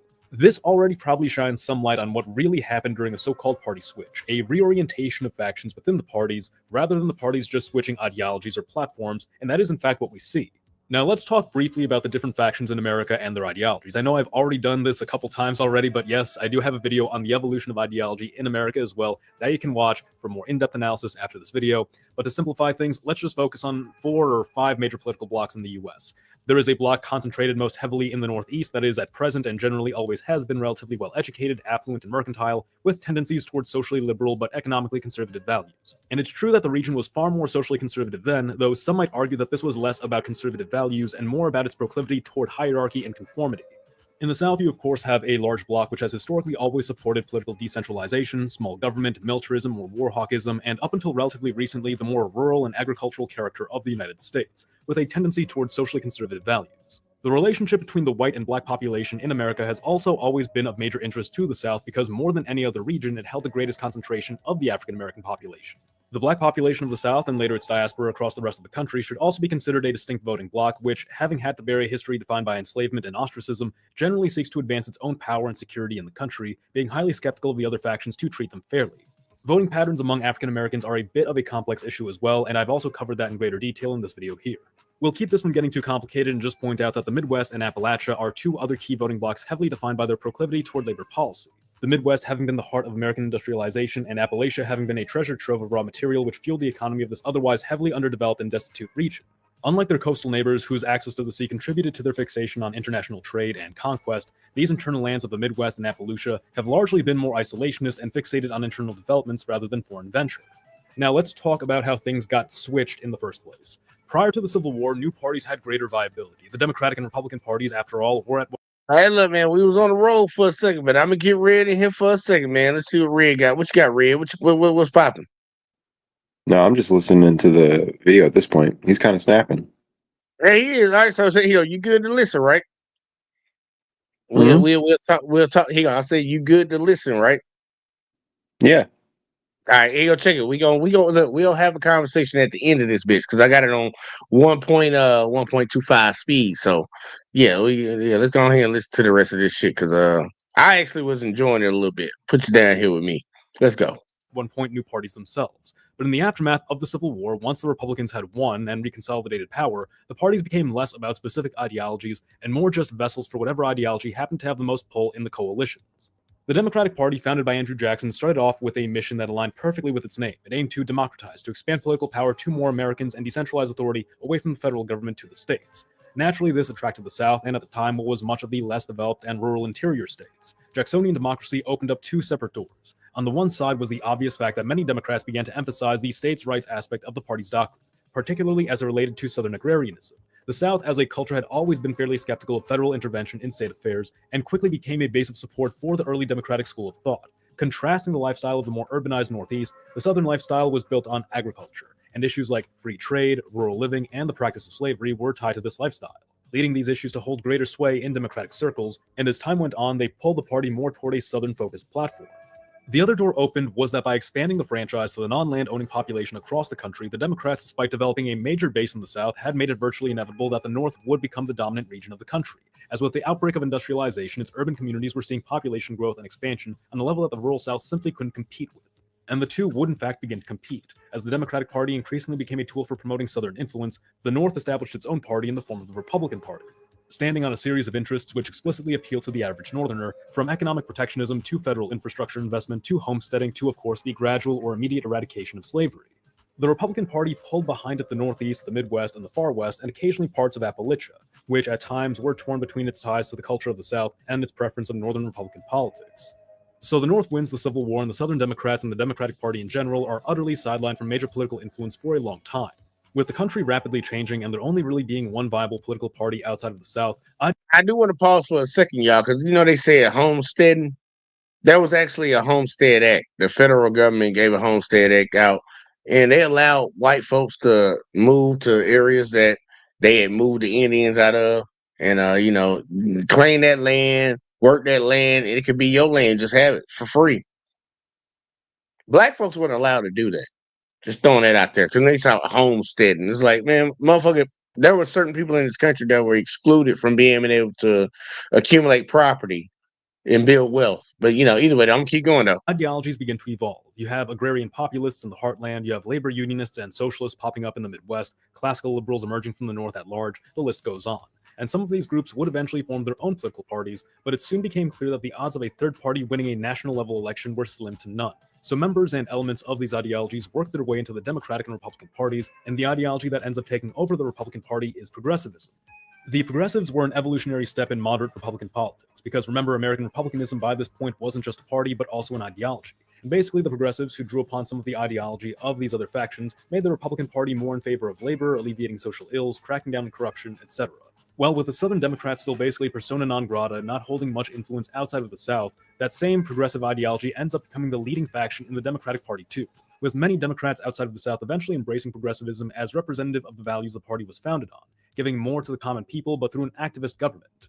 For a time, you basically have the two parties championing the same policies with minor tweaks, though it should be emphasized this is only the case at the national level. At the regional level, you still see different factions leading the regional wings of their parties. These Southern-focused Redeemers or Proto-Dixiecrat Democrats still in the Southeast, while the labor wing of the party in Appalachia came to embrace more progressive ideals. The Republican Party underwent a significant transformation after World War I, as fiscal conservatives gained control, offering an appealing alternative to the progressivism that had dominated American politics during and after the Great War. This new direction attracted support from the pro-business Northeast and West, as well as isolationist regions in the Midwest and interior. all seeking a break from the progressive policies they felt had overstayed their welcome. Meanwhile, the Democratic Party continued to develop its brand of progressivism, which led to a massive resurgence as Republican reputations suffered under the weight of the Great Depression. The New Deal strand of progressivism championed by FDR became the cornerstone of the Democratic platform, uniting a broad coalition that included socially conservative Southern Democrats, elite social liberals, urban minorities, labor unions, and even some former Republican progressives disillusioned with their party's increasingly pro-business stance. During this period, the Republicans found themselves with little influence, relying primarily on northeastern fiscal conservatives and non-interventionist socially conservative rural Midwesterners as their base. Even the one Republican president elected after FDR's passing, Dwight D. Eisenhower, was highly sympathetic to New Deal policies, signaling just how much the political landscape had shifted. But the first major fissure in the Democratic coalition appeared after World War II, with the death of FDR and the ascension of Harry Truman, who prioritized civil rights reform over the traditional New Deal focus on economic issues. This shift created tension with the conservative Southern base of the party, which had long been loyal but now felt alienated by the push for racial integration. Of course, racial issues had always been a major cornerstone of Southern ideology, and this had been a breaking point for them. In response, Southern Democrats began fielding independent Dixiecrat candidates to challenge the party, signaling their growing discontent. At the same time, the Republican Party was in the midst of its own transformation, struggling to hold together its socially liberal northeastern wing and the more conservative interior communities. The 1964 election was a pivotal moment, with conservative candidate Barry Goldwater losing to New Deal loyalist Lyndon Baines Johnson. However, this loss revealed an opportunity.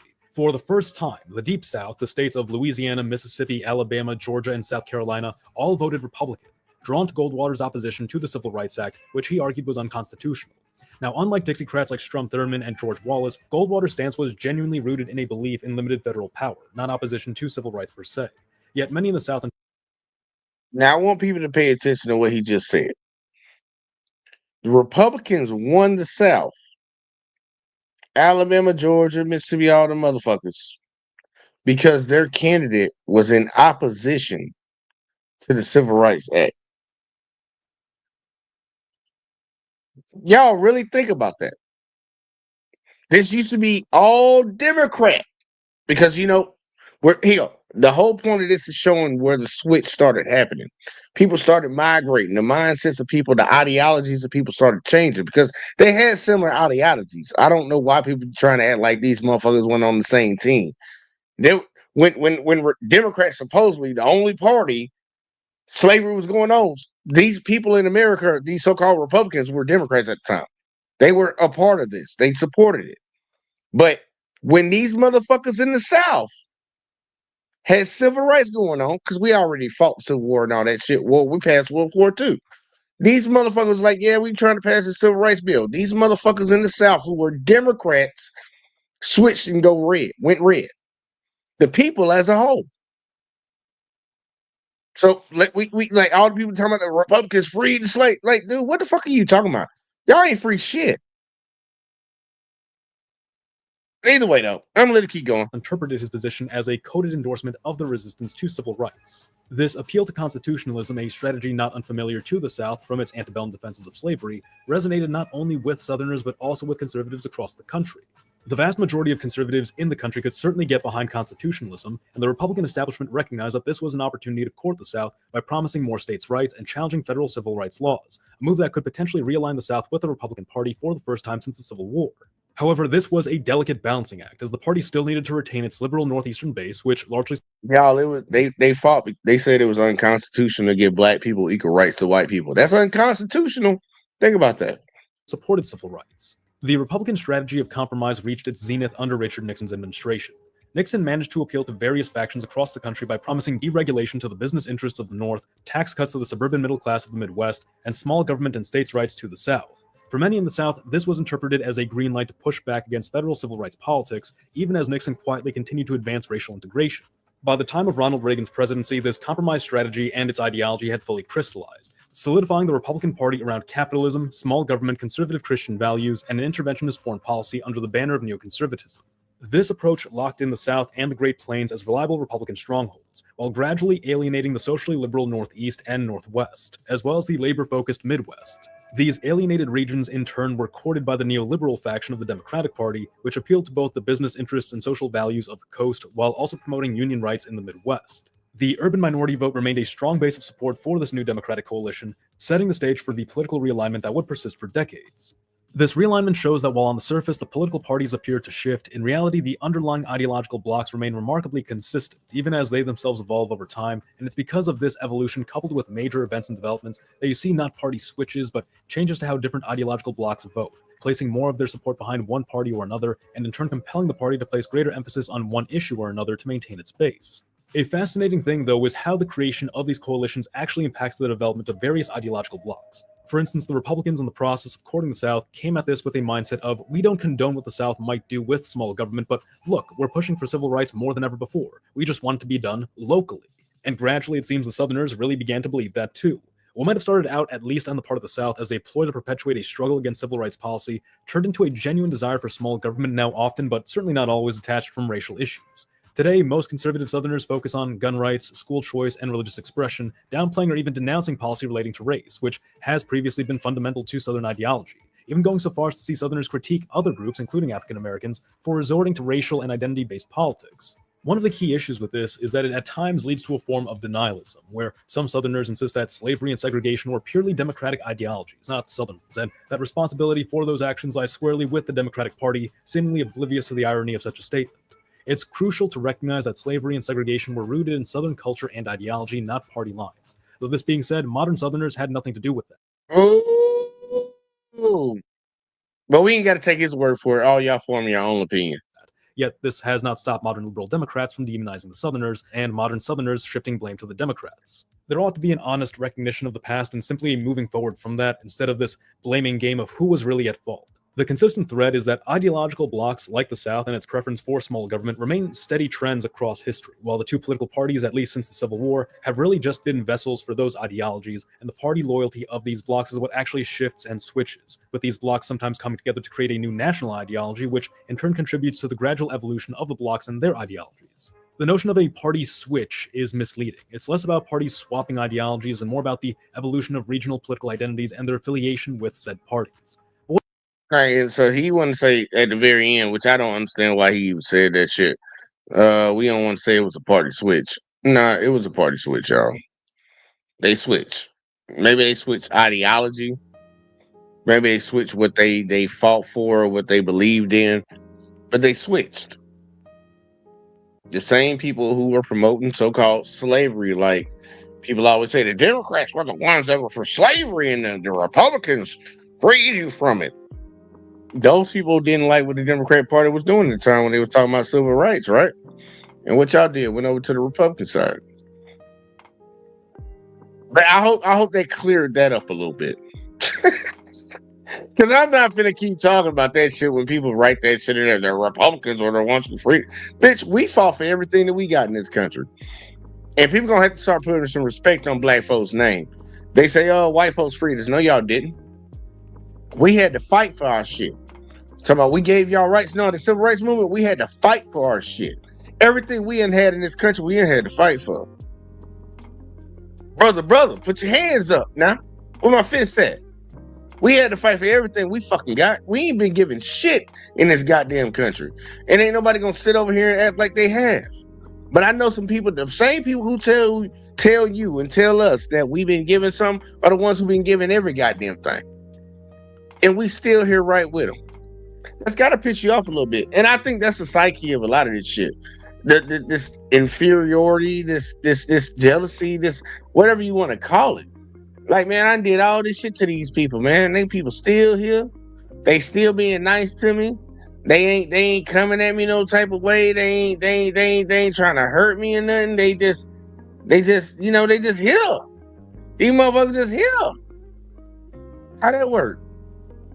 It's like you punch a motherfucker in the face 17 times, that motherfucker still fighting your ass. You like, you don't start feeling some type of way. It's like, man, I got 16 good licks on this motherfucker. And I swung as hard as I could. He still I feel some type of way about that. Like, hey, man, you might have... they just keep fighting. Now, I'd be at the point and be like, man, you got it, bro. You got it. You got it, bro. You won't fight you no more, bro. And you took all my best licks, and you still here? God damn. But look, we got to go talk. We got to go have a nice little conversation with Tim Wise, y'all. Red, I'm sorry you had to leave, man. I want you to stay up here, man. I just want to get to the end of that before I moved on to the next video. But we're gonna move on to this next video, man. The final video of the night. Actually, I might give y'all a funny one at the end. But with all this racial divide that's going on in this country, man, the only thing that I think will truly fix this, because this is a problem that's been perpetuated over decades and decades and decades, generations and generations. The only thing I think that will actually fix it is actually honesty. Just say what it was. Just say what it was. And people acknowledge it and take it in, man. You know what they say. If you don't know your past, you're doomed to repeat it. Well, a lot of people don't know their past. And we got a lot of people out here denying their past, and they have no other choice but to repeat it. Well, I'm going to try to be a roadblock in between to actually correct that. And there's a lot of other warriors out here trying to fight this shit. The real Americans who actually want to make this country be something that's great. But we can't be a great country unless we atone for our sins. And this bitch is on the verge of falling. Just like, I don't know if I had some kids and grandkids, bro. I don't know if my grandkids will actually be able to live in this country. I think this country might be getting fucked the fuck up. Somebody else might take it over. That's how close I really think this empire is close to falling, man. I ain't even trying to be funny about it. But we gonna have Tim Wise talk to you, man. This is my boy. I like Tim Wise. And see, opposite Black Americans are American white greatest. Hell, Black Americans are American whites' greatest opponents. Show me my opponent, man. They don't like us, man, because they can't compete. And then he said, "At Red, so did Abraham." I know Red was writing some shit in between. I wasn't paying no attention to it. I was actually listening, trying to understand. He was looking to respond. But Red, come back whenever you get a chance. But either way, though, we're about to go to Tim Wise, y'all. We got to go to Tim Wise. He's about to break some shit down. I love his lectures when he gives lectures, because this racial issue is probably the biggest topic that we have on the board right now. A lot of people say the economics of what's going on in America. You know, I say that ain't really it. You know why? Because Black folks always been dealing with not having nothing. We've always been put in a position of knowing how to deal with life and navigate through this motherfucker, through society, with not having nothing. A lot of y'all motherfuckers who've been keeping people in that position about to find out about it. So the economic shit's not a real big problem for me.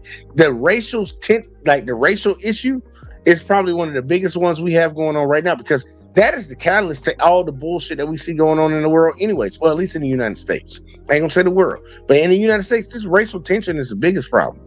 Everybody else can deal with their own goddamn shit. I ain't gonna worry about the world. But either way, though, we about to jump into it, man.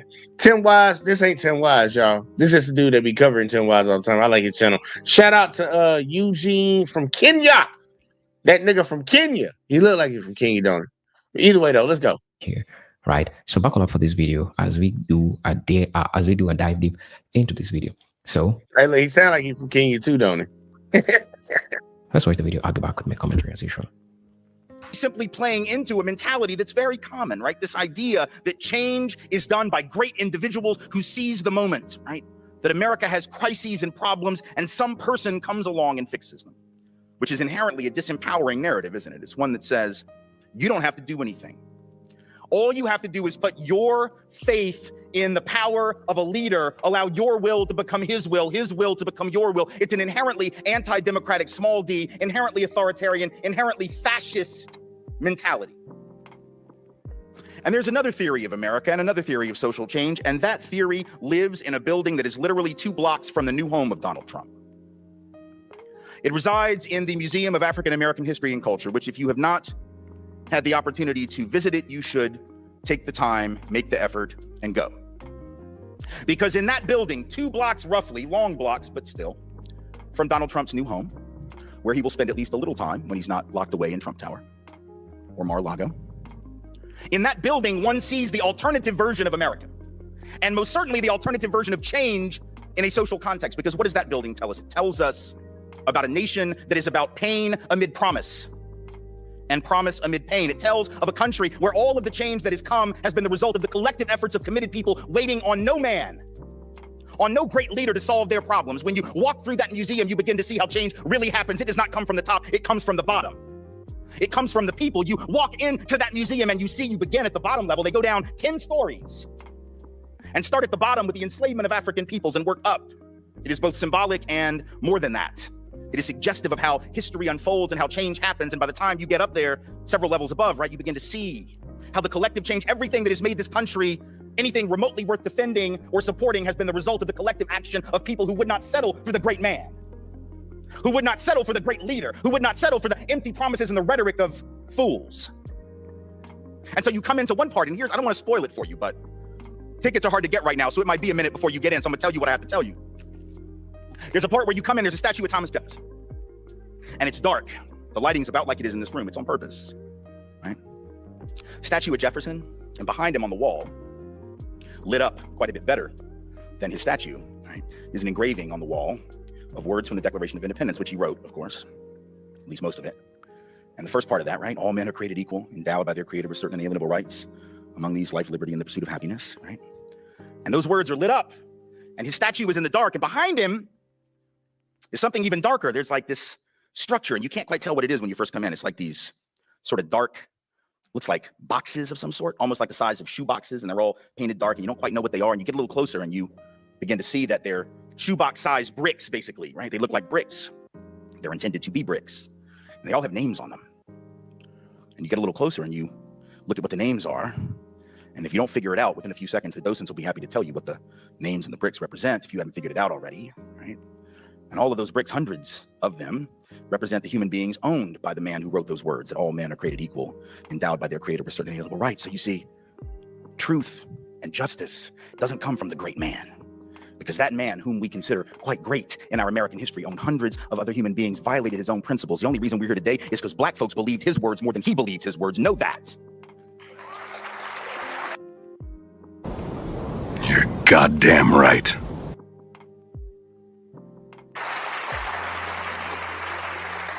And then you move on, and you see some other things. There's an auction block from which human beings were sold by great men, quote unquote. An auction block on which we're told Andrew Jackson once stood to give a speech. Nat Turner's Bible is there.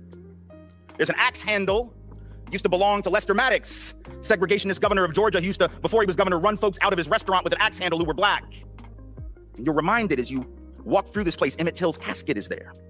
You're reminded of something very important for us right now, and never forget it. And what is that lesson? That lesson is that folks of color have been overcoming bigger and badder than Donald John Trump for a long ass time. And if you think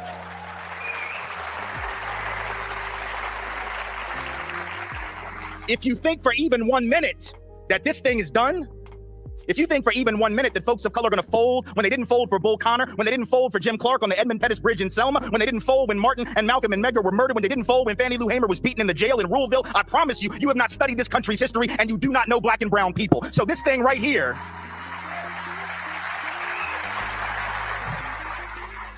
I need to get that clip. Let him cook.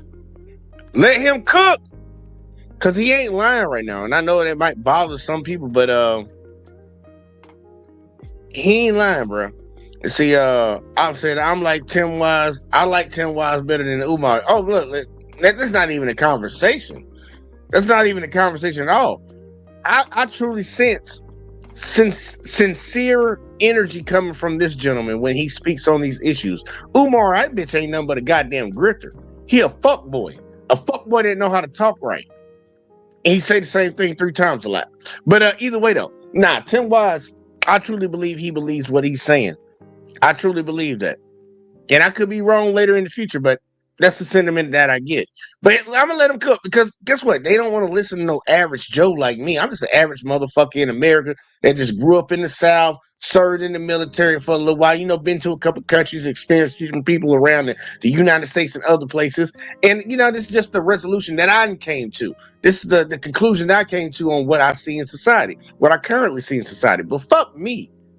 Let's go to the college professor. Are you going to listen to the college professor? Or are you going to listen to that motherfucker lying to you on Fox News that had, Fox News had to pay out like half $1 trillion, $1 billion, whatever the fuck it was. There's a lot of fucking money they had to give up for lying. But either way, though, let's keep going. Tim Wise. this thing right here is just beginning. It's not the end of anything. It's the start. So welcome to the resistance, and here we go. So what does this mean in real terms? See, here's the thing. This is what concerns me. Having said everything that I just said, I also importantly want to point out that this is not about Donald Trump. It's just a recent manifestation of some really old shit. You know, if you saw the SNL skit like the week after the election, right? Chappelle and Chris Rock on the show, right? These white folks up in their crib in Brooklyn, we're all freaking out. They're like, how could this happen? My God, how are people this racist? And see, the two black folks were like, really, y'all are shocked by this? Like, this was like, we just call this Monday. You know, this is, people of color weren't really shocked. That's not to say that people of color aren't upset now. There's a difference between being surprised that it happened and shocked. Maybe folks didn't think it was going to happen, but that doesn't mean that you were like, oh my God, how is this possible? Right? You know, like, things happen, right? And so we got to understand that even though some of this stuff is new in the sense of maybe the level of extremity or the level of danger that we're looking at right now because of some historic circumstances, some of this stuff is really old. Like the struggle right now isn't really that different than the struggle 6 months ago. It's not really that different than the struggle a year ago or 3 years ago or 5 years ago. The struggle for police accountability, it's not any different. It may be harder, right? With an administration that is not going to investigate police unaccountability the same way, that's not going to attempt to hold police accountable for the things that they do nearly as much even as the last one. The last one didn't do enough either. But these folks probably not going to do it. That's a problem, but the struggle is the same. You understand? Even if the ability to find allies in high places is less, that doesn't change the struggle itself. We still make the same arguments. We still mobilize in the same way. And so if unarmed black folks are 3 times more likely than unarmed white folks to be shot, and that is a fact nationwide, then the struggle is the struggle, whether Donald Trump is president or not, right? If racial profiling is such that people of color are 3 to 4 times more likely to be stopped and searched for drugs, even though white folks are twice as likely to have drugs on us on the occasion when we're searched, and that's a fact, the struggle is the same, whether Donald Trump is the president or not. So some of this isn't really new, and I want us to understand that because I don't want us to get knocked off stride by the idea that the... And I want people to really pay attention to what he just said right there. Yeah, we use drugs at the same rate pretty much. But who's more likely to have it on it? Probably a person that's got some money compared to somebody who y'all say is always broke. But who always is the one that's getting looked at? So you check your crime stats on a lot of things, going all the way back to the very first video. Check your crime stats. You're only policing a certain group of people. You can just pretty much call it an occupation. I'm gonna take the word of what the people in Palestine saying. We're living in an occupation right now. We've been living in an occupation since we've been here. Everything that we do is being watched. They're watching everything that we do. We're constantly looking and trying to find some way to poke a hole or take advantage. It's been happening. And black folks need to wake up to that shit. All these coon ass motherfuckers running over there to that Republican Party. And I'm sorry, Republican Party is a party of the racists. And people say, no, it's not. Well, that's where all the racists at. Like, goddamn. The racists are moved in. You're like, ain't no racists in here. Like, look, that's where they all at, man. Like, look, dude, we know. Tim, keep cooking, man. I'm sorry. I ain't even gonna talk no more. Tim, keep cooking. I'm probably gonna stop it again. Struggles are now the result of this administration. This stuff has been going on for a very long time. Most importantly, and here's the really key thing, right? The very election of this man, based on the rhetoric and the narrative that he spun, is America. Speak on it. Speak on it. Because if I had to explain to you in one phrase the history of this country with regard to race and with regard to class, this would be the phrase. The whole history of America is the history of rich white men telling not rich white people that their problems are caused by brown and black people. That is the whole history of America. All the rest, as they say, is commentary, right? It's all footnote from there, right? The whole history of America is rich white men, or at least men who say they're rich. Now, we don't really know, do we? Yeah, this shit crazy, bro. This shit wild. You saw this shit? And I know I'm gonna have some people that's really thinking that right now, but the dude ain't lying. If you truly go back and look at American history and add all the context into it, you would truly understand. That's why when people say our founding fathers, I say yo fucking founding fathers, bitch. And I don't feel no type of way about it. And I actually get a little angry at them motherfuckers trying to be like, they're all our founding. No, the fuck they ain't. You align yourself with some crooked ass, evil ass motherfuckers who supposedly put up ideals that they didn't extend to everybody, even though they said it was for everybody. You rep those people. I ain't repping them. Let that man cook, man. Let that man cook. We don't really know. He inherited, not even inherited, took over a $237 million real estate empire from his daddy, but likes you to believe he is a self-made man. All right. Give me $237 million worth of assets and I will probably become rich too. Doesn't take a lot of skill, would take a hell of a lot of skill to lose all that dough. So I'm not sure we need to applaud the man for that, but whatever. He says he's rich, and for the sake of my argument, I'm just going to give it to him because it helps my history lesson. So we'll stick with it. Rich white men telling not rich white people that the problems are brown people. That shit goes back 400 years. All right? Go back to the 1600s. What do we see in the colonies of what would become the United States? We see rich white people who are not even called, first of all, they're not called white yet because we hadn't created that shit yet. right? We hadn't thought of that. See, that was some other stuff. We came up with that. We hadn't thought of that yet. There were some rich European people who owned all the land. And among them were what? African enslaved folks and European peasants, many of them indentured servants, right? Just one level above enslavement themselves. And they outnumbered the rich dramatically. In some places, 5 to 1, 10 to 1, other places 2 to 1, but always outnumbered the rich. The rich were always a very small percentage. Just like right now, the top 1/10 of 1% of Americans owns the same amount of stuff as the bottom 90%. Wealth inequality is not really new. It's been the legacy of America. It might be more extreme right now than it's been in the contemporary period, but at the outset of the colonies, that was normative. So you had this handful of rich folks from Europe facing poor Europeans and African enslaved folks and indigenous peoples whose land they were seeking to conquer. And they began to realize something. They were like, holy hell, like this is not going to work forever. Like at some point, these folks are going to figure out that this is sort of shitty for them. Like they're going to want to take our stuff, right? Because they're going to realize we're hurting all of them, not just enslaved African folk and indigenous folk, but even these poor European folks. So what do we do? What do we do? What do we do? We got to come up with something, man. We got to have some kind of a game that we can run on them. What's the game? We got a game. We came up with a game. The game was called The White Race. Right? This game was called, let's create this new fictional thing that we're going to call all these European people white people. Now, you know that's like not real, right? You think that Europeans thought of themselves as one big happy family? This is what's so funny about these white nationalists that are coming out of the woodwork in the wake of the Trump campaign. They act like whiteness has some historical pedigree. The hell, you think Europeans loved each other? Shit, man, we spent most of our time trying to kill each other. The English hated the Irish hated the English. Northern Italians didn't even think that Southern Italians were Italians. Germans hated everybody. And the world felt the same damn way about them. Europeans spent most of our time trying to kill each other, or in the colonies of what became the United States, trying to figure out who the witch was. That's the history of Europeans. And look, I'm be honest with y'all.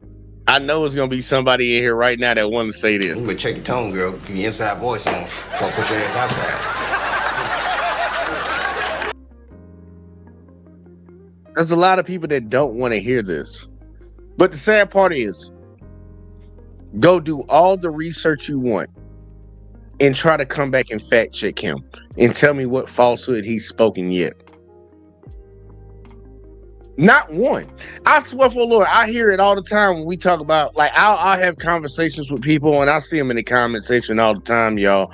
I'll cover issues like this, and tomorrow I'm about to fucking hit their head. They gonna get mad as fuck at me tomorrow.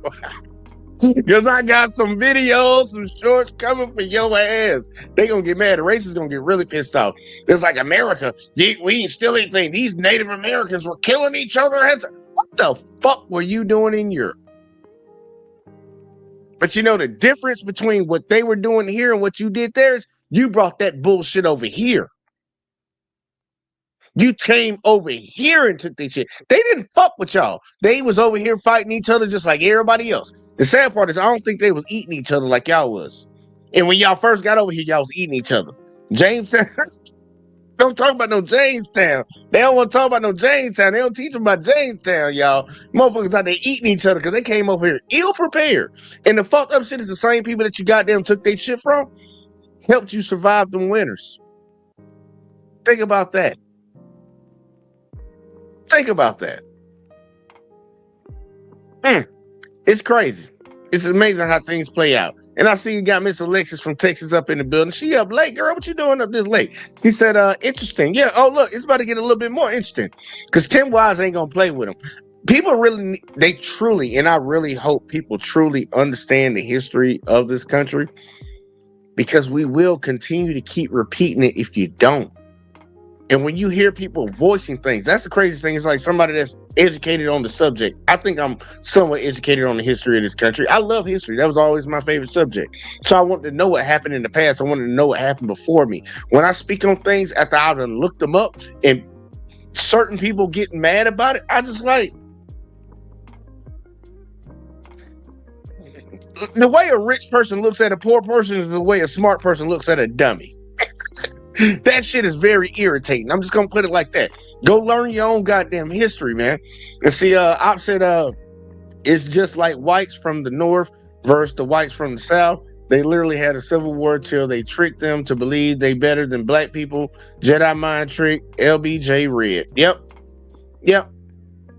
And the sad part, they don't even take Lyndon B. Johnson's actual quote all the way through. Like, he hit him with the whole fucking he could have them blacks voting Democrat for the rest of their life or whatever the fuck. But he also talked about if he taught a poor white that he was better than the average black, that he'd have him voting fucking Republican. They just gloss over that. It's so much revisionist history in that community. They don't want to acknowledge certain history.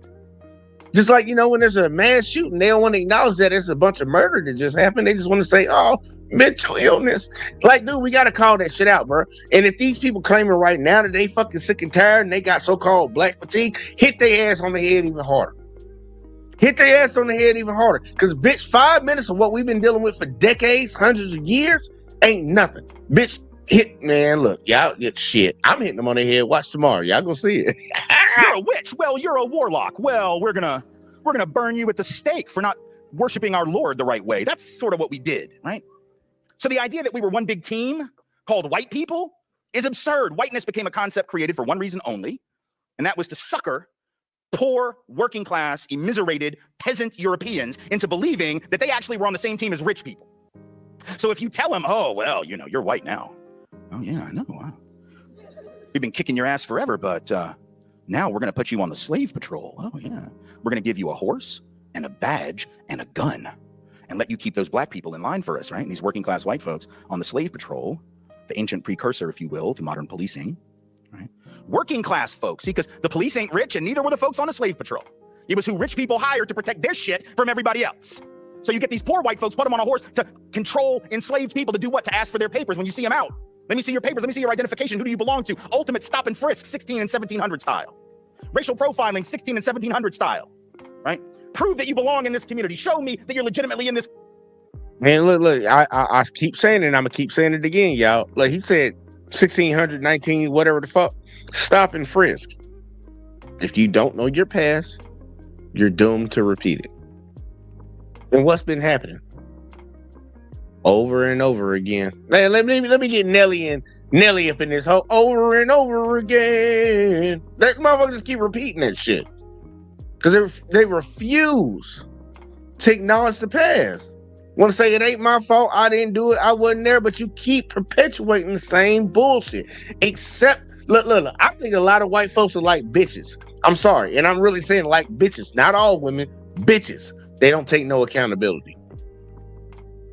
It's like kryptonite to them. I really mean that shit. I really mean that shit. See, I've said, like, let's go. Community, Prop 187, 1600 and 1700 style. Anti-immigration shit, 1600 and 1700 style.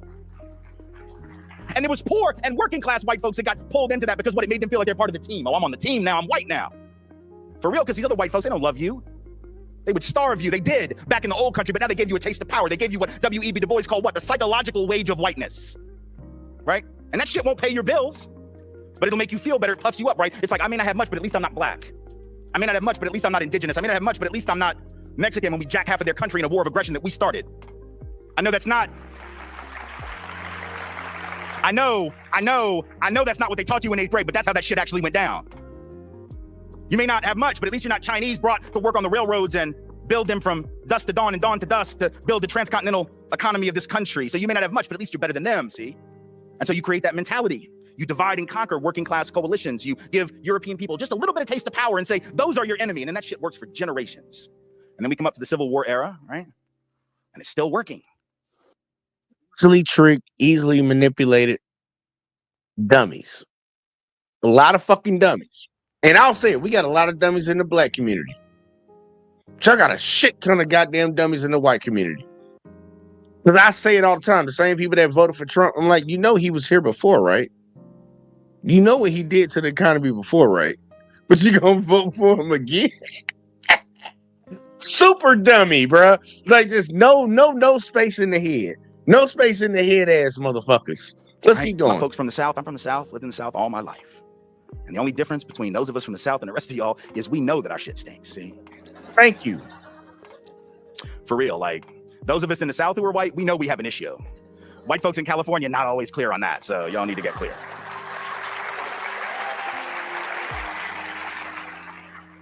So the Confederacy decides what? These elite, rich, white landowners in the South decide they got to break away from the Union. And they made clear why they did it now. 150 years later, we lie about it. My people lie about it. We act like it wasn't about slavery. Oh my goodness, no. It wasn't about that. It was about states' rights. Well, what right do you think they were fighting for, Buttercup? Do you think they were fighting for the right to determine the proper recipe for a mint julep? The proper way to smoke a pork butt?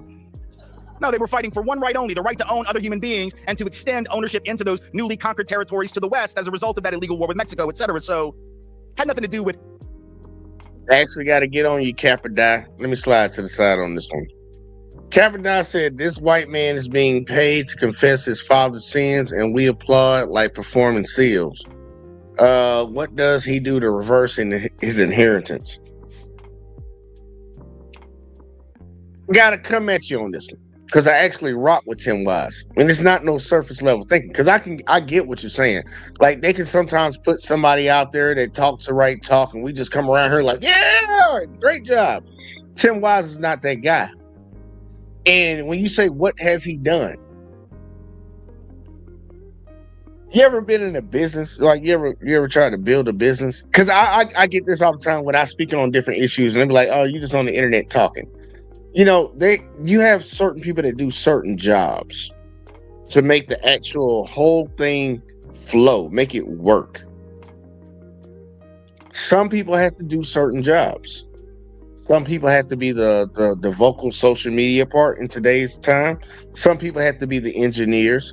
Some people have to be the laborers that come in every day and make sure they put 2 and 2 together to make this shit work. Some people have to be the cleaning people that come in and clean up after everybody leaves. Somebody has to be CEO. Somebody has to be the manager. Everybody has a role to play. And it's a terrible notion to think that one person is supposed to play every goddamn role. So it's a false pretense on just that statement. But he's not being paid to say this shit and we're clapping like seals. Tim Wise is like Bernie Sanders. He's been saying the same thing for the last 20 plus fucking years. It's somebody that actually acknowledges the problems in society. I'm not finna create a coalition and turn against somebody that's speaking the truth. Look, I will tell you this. I don't even give a fuck if you were doing it for nefarious fucking reasons. You telling the truth. That's why I plant my flag. It doesn't matter to me about none of that nonsense. But to act like what he's doing, he's doing it right now. He's talking, he's spreading the word. What did God do? What did Jesus do? He spread the good word, right? So why wasn't he out there doing this? See, we don't do that. We don't do that around here. Let's keep going though. States' rights in the abstract. The Confederate leaders said so at the time. They said, Alexander Stephens, vice president of the Confederacy, the cornerstone of this new government is the idea, the great truth that the Negro is not the equal of the white man. That's what he said. He didn't talk about trade policy. He didn't talk about tariffs. He didn't try to lard it up with a bunch of bullshit. He just said straight up it was white supremacy because they weren't ashamed at the time. Now we've reinvented history, act like that's not it. But at the time they were clear. Now here's the trick though. Here's the trick. This is where it gets crazy because when you got a bunch of rich folks that are saying we need to go to war to protect our property interest in human beings, but now we're not going to fight. Because rich people don't go to war. Rich people not going to fight, whether it's in 1861 or in 1969. Rich folks don't go to war. Rich folks get doctors to write bullshit notes saying they have heel spurs so they don't have to go to war. And if you don't know who I'm talking about, Google that shit when we're done. Rich people don't ever fight to protect. Look, I'll tell you this from my perspective, and I could be wrong later on in the future. Time tells everything. As of right now, Cappadai, I think he's an ally. I truly believe he's an ally. And I think I'm a decent judge of character, but I think he's an ally. That's my honest opinion. So, only time will tell, but the man been on his grind for a while. And he ain't sugarcoating shit. That's just like if I had to speak on my own community, I ain't gonna sugarcoat shit. I ain't finna sugarcoat what the fuck we do. There's a lot of things we need to work on outside of the bullshit that we deal with on the outside. We got a lot of fuck ups in our community, just like everybody else, but we got our own, and we need to address our own. He's just telling the truth, man. Like, I don't get that. Like, have y'all noticed on y'all day-to-day lives that people don't like the truth? Especially, how often do people like hearing people tell them about themselves? Very seldom, if at all. He's just telling the truth. I fuck with Tim Wise. I gotta get the girl in here too, though. I gotta get my old lady back in here one of these days. I ain't gonna tell y'all. For y'all that know, y'all know. But Tim Wise, he good. But there's another one. Start with Jane. I ain't gonna tell you the last name. Not Jane Gypsy though. Not Jane Gypsy. It's somebody else named Jane. Let's keep going though. Protect their stuff. Rich people don't believe in fighting. They believe in getting poor people to fight for them. Every time, every year, You know every it. generation, it's poor folks that get sent off to fight You know for it, rich Cap. folks stuff. And so the rich in the South sent poor people, but how do you do that? How do you convince poor white people to go fight to protect your property interests and slaves? That's a tough trick, right? Because why would you do that, right? Like, why would you go fight for a rich person's property? Like, I'm not rich, but I got a nice house. And for those of you who were students, just because like you're students, I probably got more than you. So even though I'm not rich, right? I'm just saying, like, probably, because I've been a little older, I've been around a minute. So if I were to call y'all up on the phone next week because there was like an enemy army invading my block or some shit, and I was like, hey, y'all, look, there's an army. They're coming. Yeah, they got tanks and shit, and they're about to take my stuff. But I don't feel like fighting because I just want to sit out on the back porch and have a drink. Why don't y'all come and protect my stuff for me? You'd be like, yeah, I like the speech and all, Tim, but no. Like, that would be it. Like, you wouldn't do it. But these poor Southerners and working class Southerners without a pot to piss in the South, they went and fought, and hundreds of thousands of them died to protect the property of the rich. Why? Because the rich said, hey, if these folks get free, they're going to take your job. No, fool. They already have your job. You get that, right? Because if you're white and you got to charge $1 a day to work on that farm, but the owner can get the black guy or the black woman to do it for free because they own them, guess who gets the gig? The free labor, right? Because people like free. Right? Given a choice between free don't cost me anything and $1 a day, guess what? The white guy didn't get the job. So in effect, white poor folks would have been better off to help overthrow the system of enslavement and white supremacy and work for a better economic deal. But rich white people held out that psychological wage of whiteness that said you may not have much, but at least you're above them. And then folks settle for that. Fast forward to the labor union movement. Before he fast forward, just think about how dumb you have to be as a person. Just think about how dumb you have to be as a person, because this is what their folks fell for. They had people in their communities that had power, had wealth, had influence. And they tricked these dummies at the bottom, who are majority of the motherfuckers we walk around and work with every goddamn day. They tricked their ancestors. And they slowly got tricked off of the same dumb shit that I'm gonna have you fight for me to retain my power over you. And they did it all because the motherfucker said, at least you'll be better than them. That's how dumb some of these motherfuckers is. I ain't trying to be an asshole, and I ain't trying to get myself fired either, but I work with a lot of mediocre ass motherfuckers. I ain't the smartest motherfucker in the room, but I know I'm smarter than a lot of they dumbasses. Like, these motherfuckers fall for the dumbest shit. They fall for emotional stimulants. Stimulate me emotionally. No matter if you robbing me in my pocket and my living's gonna be fucked up, you made me feel good, so I'm gonna do what you want me to do. Look, man, what Bernie Mac at? Right. That ain't right. It ain't right. We got too many motherfuckers out here like this, and they keep doing it. It's a problem. Think about it. They did it during the Civil War, and they just did it again when they elected Trump. Trump trying to take y'all motherfuckers Medicaid and Medicare away. Talking about, well, they not working, so bitch, shut the fuck up. Majority of people on the bitch work. But you want to give some of your rich buddies some more money, so you trick some dummies at the bottom that take away shit from people at the bottom. And be okay with it. Cut your nose off. Say thank you. I cut your nose off. Now tell me thank you for cutting it off. That's what type of shit they on. It's like a real big case of Stockholm Syndrome going on right now in their community. It's crazy. It's crazy. And they don't see it. Honestly, I think they do see it. They just want to admit that they wrong. Y'all ever ran across somebody that will just never admit that they're wrong? They'll be one of them people like, man, like, you wrong as fuck. They'll be like, man, look, just, I'll be like, you'll tell them, man, look, just say you wrong, bro. Just say you apologize. Be like, you got it. That's what they be on. They be like, you got it. Like, bitch, no, say you was wrong. No, you got it. They won't admit they ever wrong, bro. And they keep repeating the same shit. That's why this country's so fucked up. They the only ones been running it. Got more debt than the goddamn, I don't know how many countries combined. Just fucking this shit up. See how I'm saying, just like Republicans got everyone to fight for the industrial movement, but started hiring Chinese for cheap labor. Yeah, real shit. Think about it. They said they ain't want no more migration into this country, no more foreign workers. Elon Musk went and whispered in Trump's ear, saying, "No, we're letting the HB1 visa people come in, taking your jobs, dummy." I work in the industry, so it don't bother me. Ain't no foreigner taking shit from me for what I do for a living. But I know a lot of y'all motherfuckers that voted for that bitch got your job took. Pay that motherfucking $12 when you had to pay your ass $20. I got a clip of this. This shit so Shame. Shame. Shame. Shame. This shit too funny, man. I just be sitting back looking at people like, man, you know that's not in your best interest, right? Look, I literally hear people that are Republicans right now. I've had a conversation throughout last week. Well, this week that we're in right now, arguing that rich people shouldn't fucking pay taxes. They say rich people, a person that makes $1 billion should pay the same amount in taxes, percentage-wise, that a person that makes $30,000 a year. They think that's fair. 10% of 30,000 is what? 10% of $1 billion is what?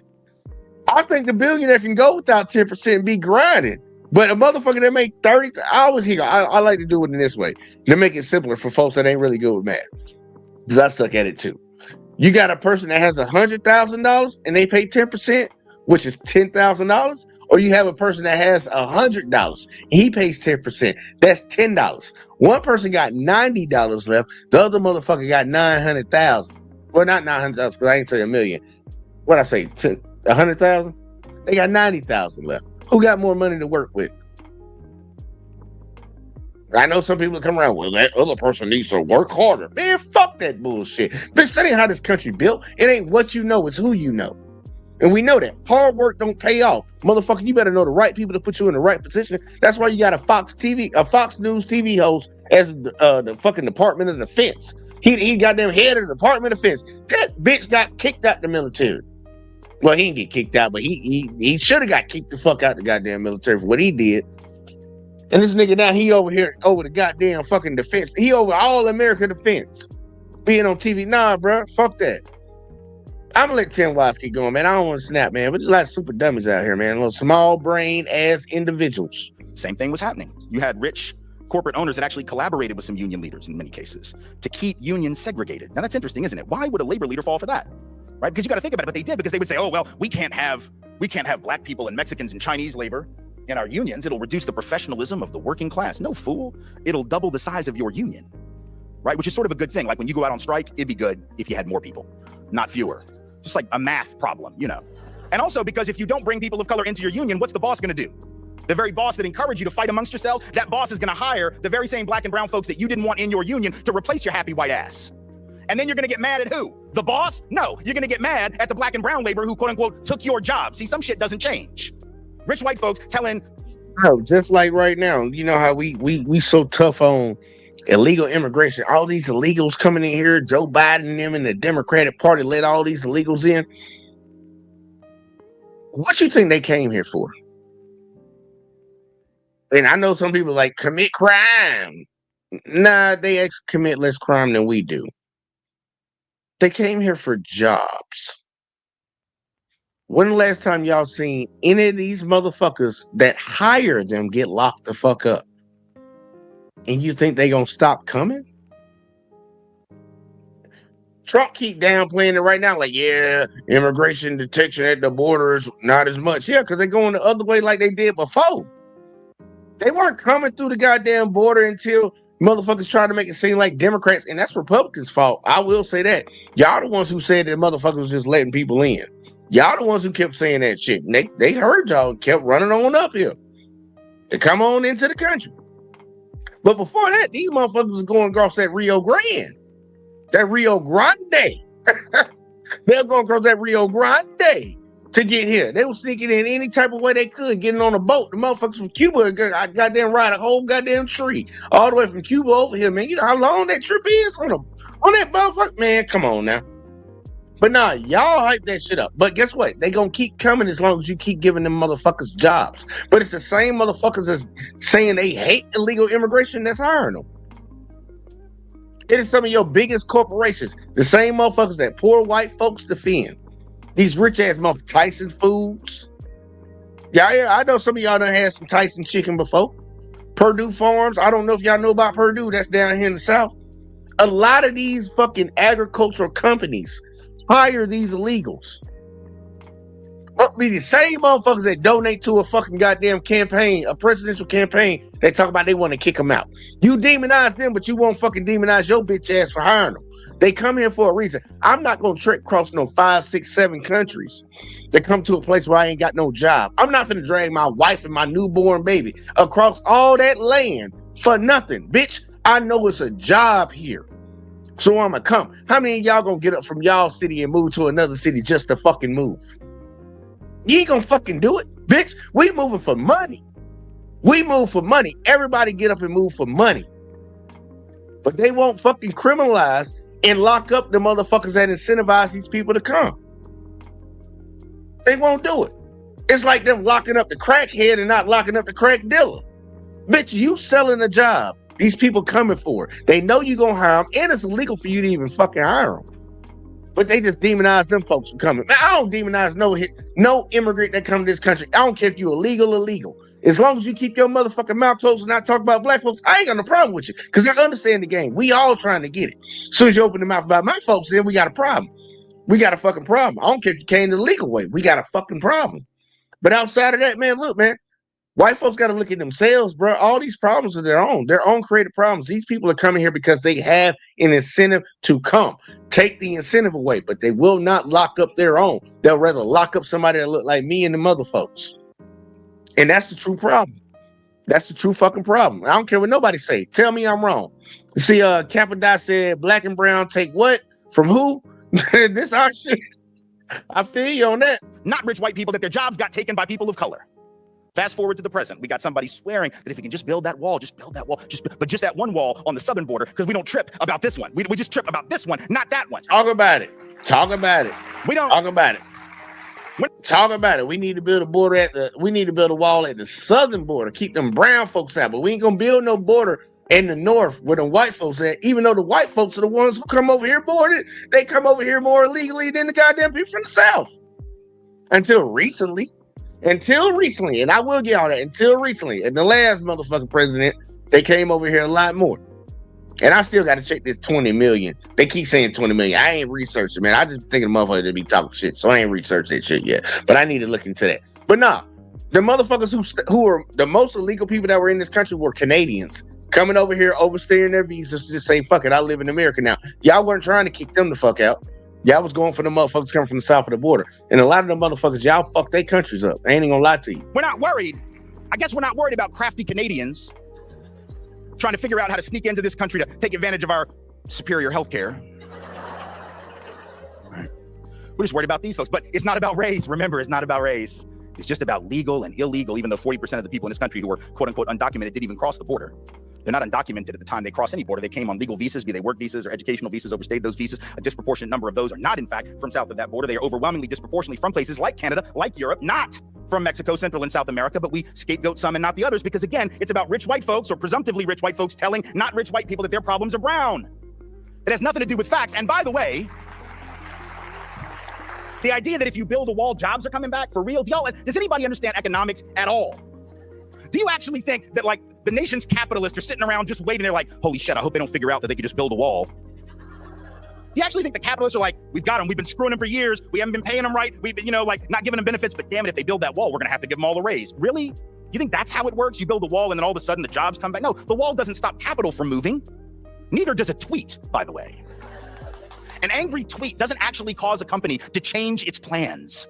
If you think that an angry tweet makes a multinational corporation decide, oh, holy hell, well, he's mad at me on Twitter, so I guess we'll just keep the jobs here. You know nothing about economics at all, right? A tweet's not going to change, neither is a wall going to change capital mobilization. Capital is always going to be free to cross borders. Goods are always going to be free to cross borders in search of the highest price, capital in search of the highest return.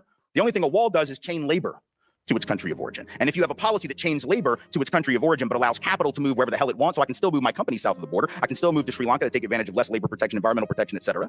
All you've done is tilt the game against labor permanently. And not just labor south of the border, but labor north of the border as well. Labor in this country would be far better off to have more folks here who were fighting for justice, who were fighting for better wages, who were fighting for better benefits, not something like a wall or a deportation policy that would limit the ability of those folks to mobilize for radical change. That is not a pro-worker policy, but it is very much in keeping with the mentality that says to those non-rich white folks, your problems are those people. And as long as we can keep folks thinking that, we're not dealing with the real problems.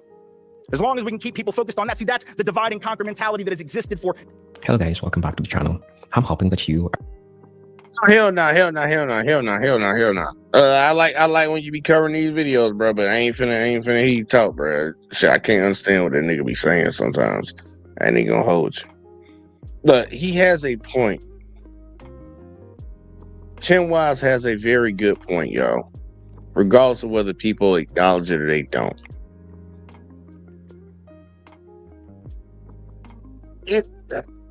What's the best way to put it? I say all the time people need to read the book Divide and Conquer so they will understand it, but I know a lot of people ain't gonna read no book in 2025. Most people ain't got time for it. They just not gonna do it. But it talks about dividing the people, finding one singular thing that can convince one group of people to uphold the power of another group in opposition to another group. And America has done a great job. These rich white folks, I don't think they ain't mediocre. They ain't stupid in the head. They just really good at doing evil. They convince the people below them that somebody that don't have something is taking something away from them. And it's like, you got a big old bag of popcorn, be like, I didn't steal your popcorn, he stole your popcorn. I got the bag of popcorn in my hand, he ain't got shit in his hand, but I said he stole your popcorn. And these dummies believe him. Say, why you steal my popcorn? And I'm just sitting over here eating it. Good ass popcorn. That's how they trick these dummies. Oh, egg ass, look, cracked egg ass head motherfuckers, man. And this shit is being perpetuated over and over and over and over. We see it when it comes to the economics in this country. We see it when it comes to the political situation in this country. We see it when it comes to the justice system in this country. Because people want to believe lies, man. Lies make a lot of people feel a certain type of way. And it's sad to say that, but it's true. Like if a woman says that a dude put hands on her, we want to believe that she's telling the truth. We want to. Well, in their community, they want to believe that, yeah, it's these brown and black folks that's causing my life to be wrong when they don't own nothing in this country. Your people have always owned this country. That's like when Trump said that dumb shit a few days ago. He been on it for a while. I think Elon put that shit in his head. Them 59 Afrikaners that came over here. I think I did a video on that shit.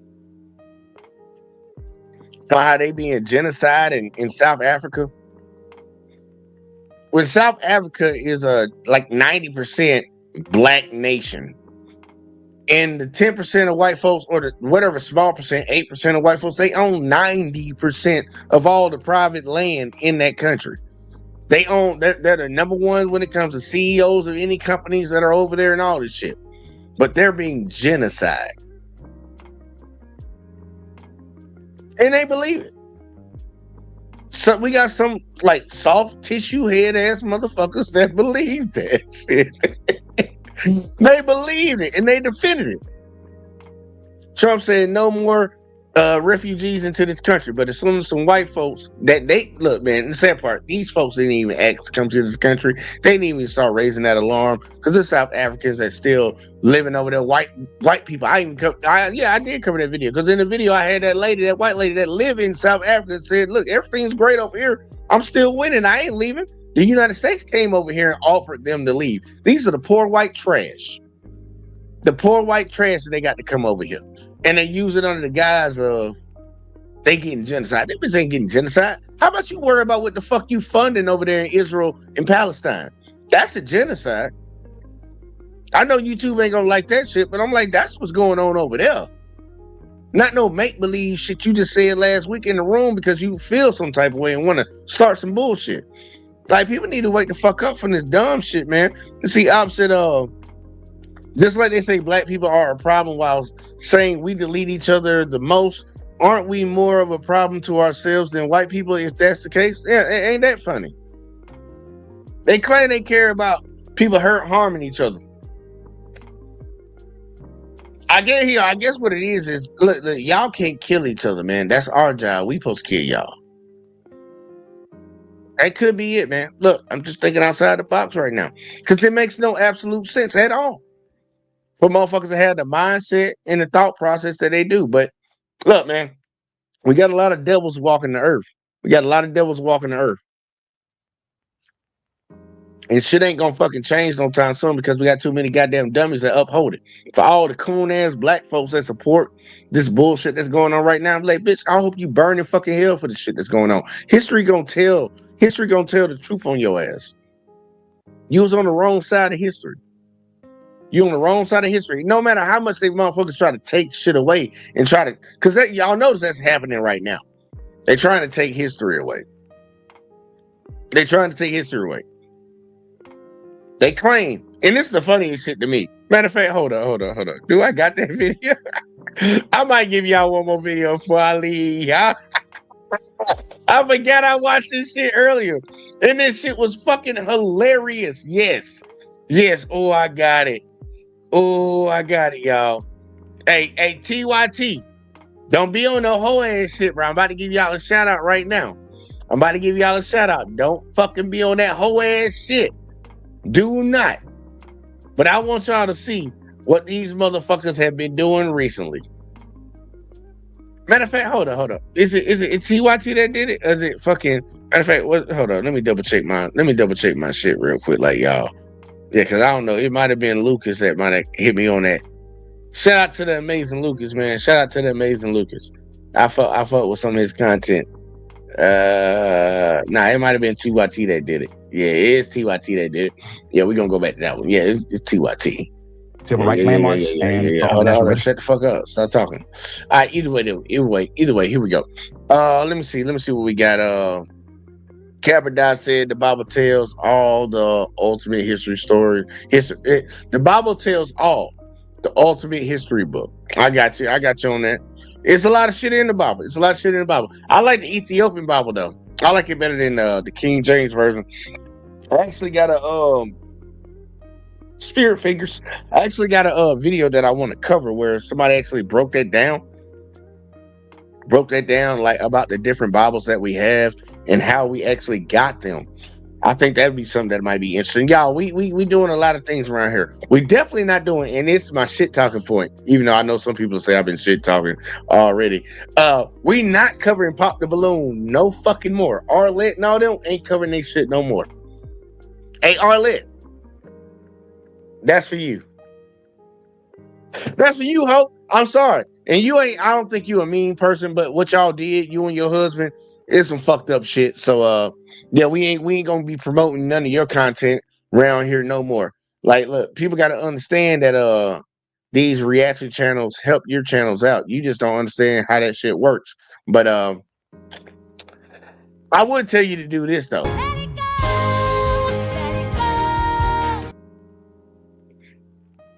But she ain't gonna let it go. They ain't gonna let it go over there. So either way though, fuck y'all.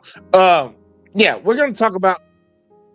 I'm just gonna show y'all this real quick. Like, let Dr. Rashad Richey talk to y'all. Now, TYT as a whole, I was cool with him in the very beginning, but then I started seeing flaws and I got the fuck away from him. When I see bullshit, I go left. But Indisputable is a good segment, and he's about to explain something to you. And I ain't bullshitting about what he said. I went and fact checked this shit. This is really true. This is actually true. I looked it up. It's true. It happened. And see, Cabradine said, I tune in for that Ethiopian Bible. Hey, look, and the sad part, I might do it this weekend, depending on, I don't know, man. Fucking Saturday, I'm supposed to be gaming, but I'm gonna try to slide some shit out. I got a lot of videos, y'all, that I want to cover that I ain't been able to cover because I only got a certain amount of time in a day. You know, the way my watch works. The way my watch work, y'all. Either way, though, let's get it. Slavery and civil rights exhibits removed from the Blacksonian. Here's the info from NBC News. Decades-old artifacts related to slavery and civil rights are rotating out of exhibits at the museum as a potential White House review looms large. In late March, President Trump signed an executive order demanding, in part, the museum take down any exhibits that, quote, divide Americans based on race. But now the White House says it is washing its hands of any involvement. Hey, man, let me actually say something about that one, because a lot of people don't know about that. And I've been holding off for a while, actually talking about Burkina Faso. Like, I really want to Ibrahim Traore. Yeah. I wanna actually talk about him. I actually want to talk about him because that is an example. Let me come back on camera. That's a really good example of what Africa could be, and it's a big ass eye opener to what the fuck Europeans have been doing to that country. They done tried to kill that man multiple times already. For y'all that don't know who Ibrahim Traore, you don't even know about Burkina Faso. You probably didn't even know that's a goddamn country. And that's why I'm about to put a world map behind me. I'm put a world map behind me so we can just go and point that shit out. But one of these days I'm gonna talk about it. But what I think about it, I think that man need to keep grinding and keep doing what the fuck he doing for his fucking people in fucking Africa. Because eventually that shit will spread. And the United States need to get the fuck out the goddamn way. You allow a motherfucker to genocide people in fucking Palestine, but you got a problem with a black man saying y'all not gonna steal our resources no more? Nah. I ain't cool with none of that shit, bro. I ain't cool with none of that shit. But yeah, we gon' look. I'm biding my time, waiting for more information. Just like I ain't fucking saying nothing about the Diddy trial. I ain't saying nothing about the Megan and Tory Lane shit with all the recent updates. I'm waiting. I ain't like all these other motherfuckers that just want to jump on the story as soon as it come out. Because I ain't trying to be telling no lies. I ain't trying to be out here being wrong about what the fuck I'm talking about. I'd rather speak on what the fuck I know, not what the fuck I presume. But either way, though, let's go to what Trump done been doing, man. Because I told y'all they trying to erase his history. And people tell you up and down, no, they not. They ain't trying to erase no history. Yes, the fuck they are. Watch. And changes at the museum. NBC News went inside the museum and found at least 32 artifacts currently removed, including Harriet Tubman's Book of Hymns. Gospels believed to have been sung as she led enslaved people to freedom through the Underground Railroad. And the narrative of the life of Frederick Douglass, the memoir of one of the most important leaders in the abolitionist movement. Both items gifted to the Smithsonian. The institution pushing back on critics, saying on their website, quote, claims that objects have been removed for reasons other than adherence to standard loan agreements or museum practices are false. So damn sad. Put it up full mass. They are not removing artifacts. They are removing historical context and information. Keep that picture up. The same individuals who have engaged in this crusade to remove historical artifacts of strong Black leaders who were able to properly contextualize the moment of their era and lead individuals to a more progressive era. They're being removed, but these same individuals removing them would argue that a city government does not have the right to remove a racist-ass Confederate monument. They don't believe that divides the nation. They would tell you that's history and the government should fund it. But when it comes, I want y'all to look. I'm gonna play that part again because that's the biggest part, and I want people to understand the irony. And that's why a lot of people, I'm gonna say it, most Republicans are fucking hypocrites. Listen to what he just said again. they don't believe that divides the nation. Oh, my bad. They Hold were up. to a more progressive historical artifacts of strong Black leaders who were able to properly contextualize the moment of their era and lead individuals to a more progressive era. They're being removed, but these same individuals removing them would argue that a city government does not have the right to remove a racist-ass Confederate monument. They don't believe that divides the nation. They would tell you that's history and the government should fund it. But when it comes... Bro, y'all getting what he's talking about, right? Trump has been, in his administration, pretty much doing exactly what we actually projected that he would do. We prophesied it over here at Project 2025, trying to erase history, trying to erase people out of the government, trying to get loyalists in here. All that shit's coming to pass. Like, we called it out. Like, motherfucker, like, he would never do that. It's like, bitch, we saw him 4 years ago. Like 4 years ago, we saw what he did before. Why wouldn't he do this? It'd be logical for him to do that. But they're trying to erase Black history, and they showed it by kicking Jackie Robinson, because a lot of y'all don't know Jackie Robinson served in the Army. They took him off the military website, took Rosa Parks off the website. Anything that was linked to Black or minority or possibly LGBTQ, they've been scrubbing it, and they've been they keep having to come back and say, oh, we made a mistake.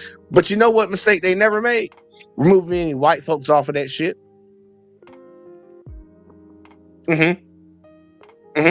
Now, we had a big issue a couple years ago about Confederate statues getting taken down.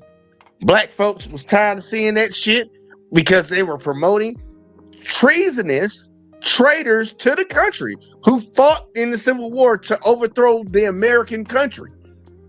They had a problem with black folks trying to take that down and call it history. But now they go into the Smithsonian.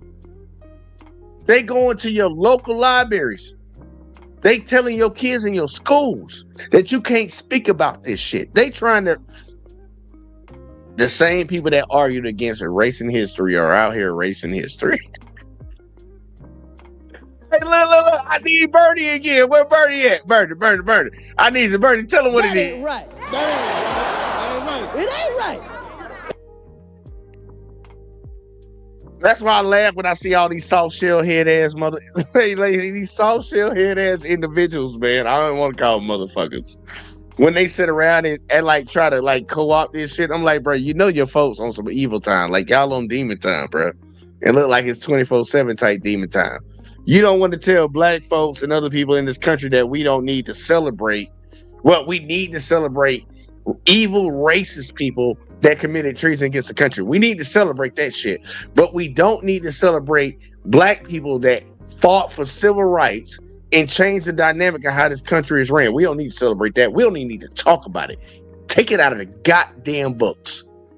That's what we need to do. I'm gonna let Dr. Rich keep going. These motherfuckers are some certified hypocrites. To black leaders who stood for morality and justice. And let's be honest, the morality of black folk have made this country what it is, the superpower that it became, and the potential that still rests inside of it. Without the morality of black folk, what would America be? You probably don't even want to think about that. Without the movement of King and others, what would this country be? According to News One, Miss President Trump's flurry of executive orders targeting civil rights and black history, concerns are growing over exhibits being rotated out of the Smithsonian's National Museum of African American History and Culture.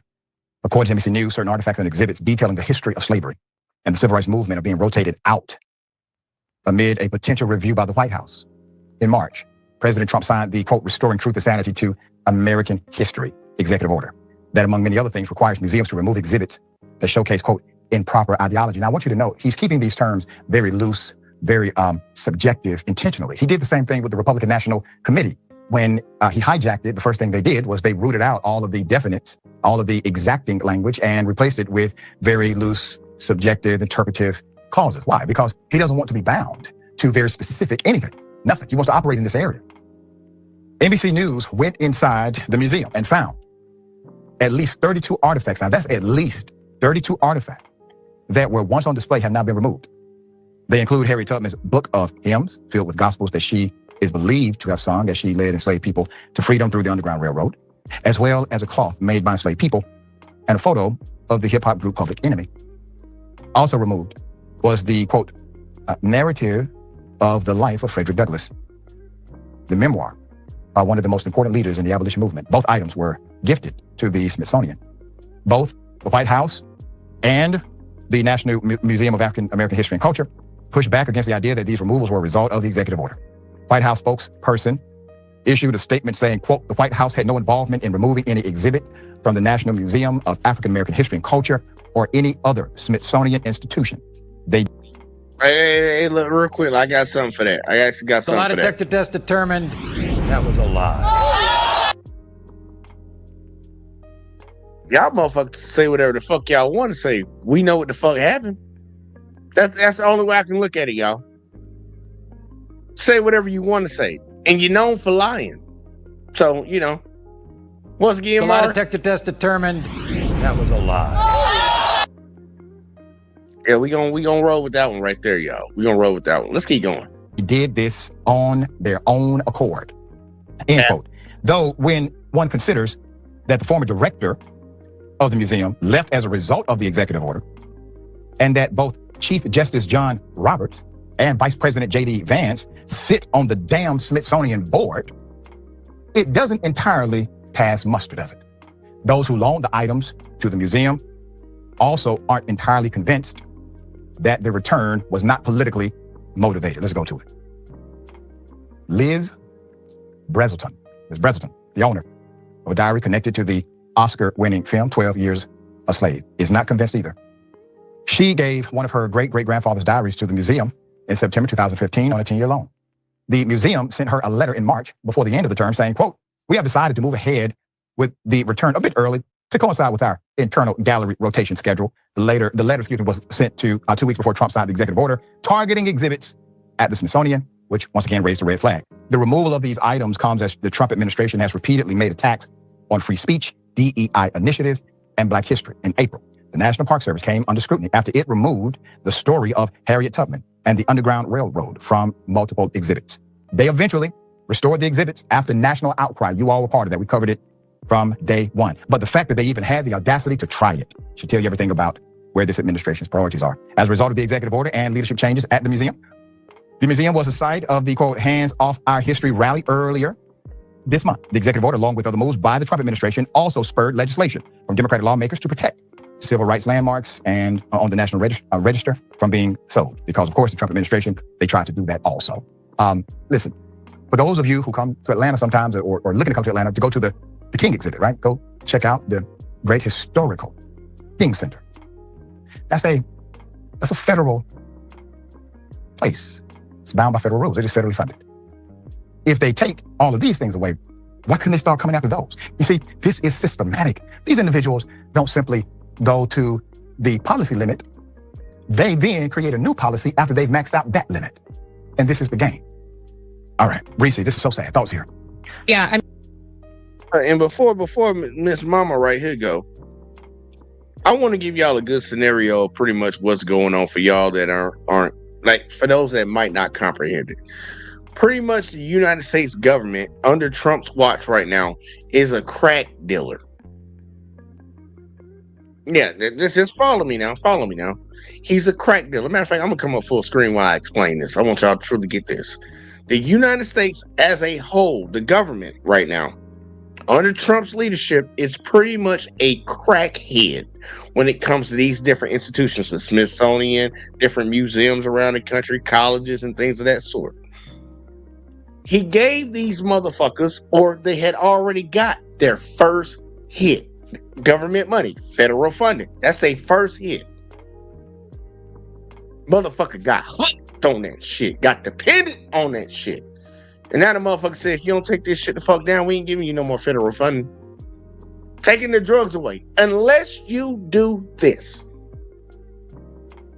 He's a crack dealer. Coke dealer. That's what the fuck is going on right now. You're extorting these organizations. And remember, this is the party of small government. They want small government. They don't want government interference. They want regulations just to be like people just do whatever the fuck they want to do. But they're over here extorting people. I don't even want to talk about what the fuck they doing to Harvard and all these other Ivy League schools. They not even allowing Harvard to bring in foreign exchange students anymore. They be paying full tuition. We ain't letting y'all bring no foreigners in here no more. Like these motherfuckers are literally extorting these museums. If you got that black shit in your shit, we're taking our funding away. We're not gonna fund y'all anymore. Bro, this is crazy. Don't tell the history, because if people don't understand this, and I will say this, people think black history and American history are two different fucking things. They're actually the same. Because America ain't got no period in time where black folks weren't here. I don't know what the fuck, but they want to erase all the evil they did to black folks and just talk about everything else. Like, Native Americans, y'all next. Y'all next. They already been lying on y'all for the longest time. Y'all were savages. Y'all savages for defending your shit. Not need Birdie, man. That ain't right. That ain't right. It ain't right. And that shit.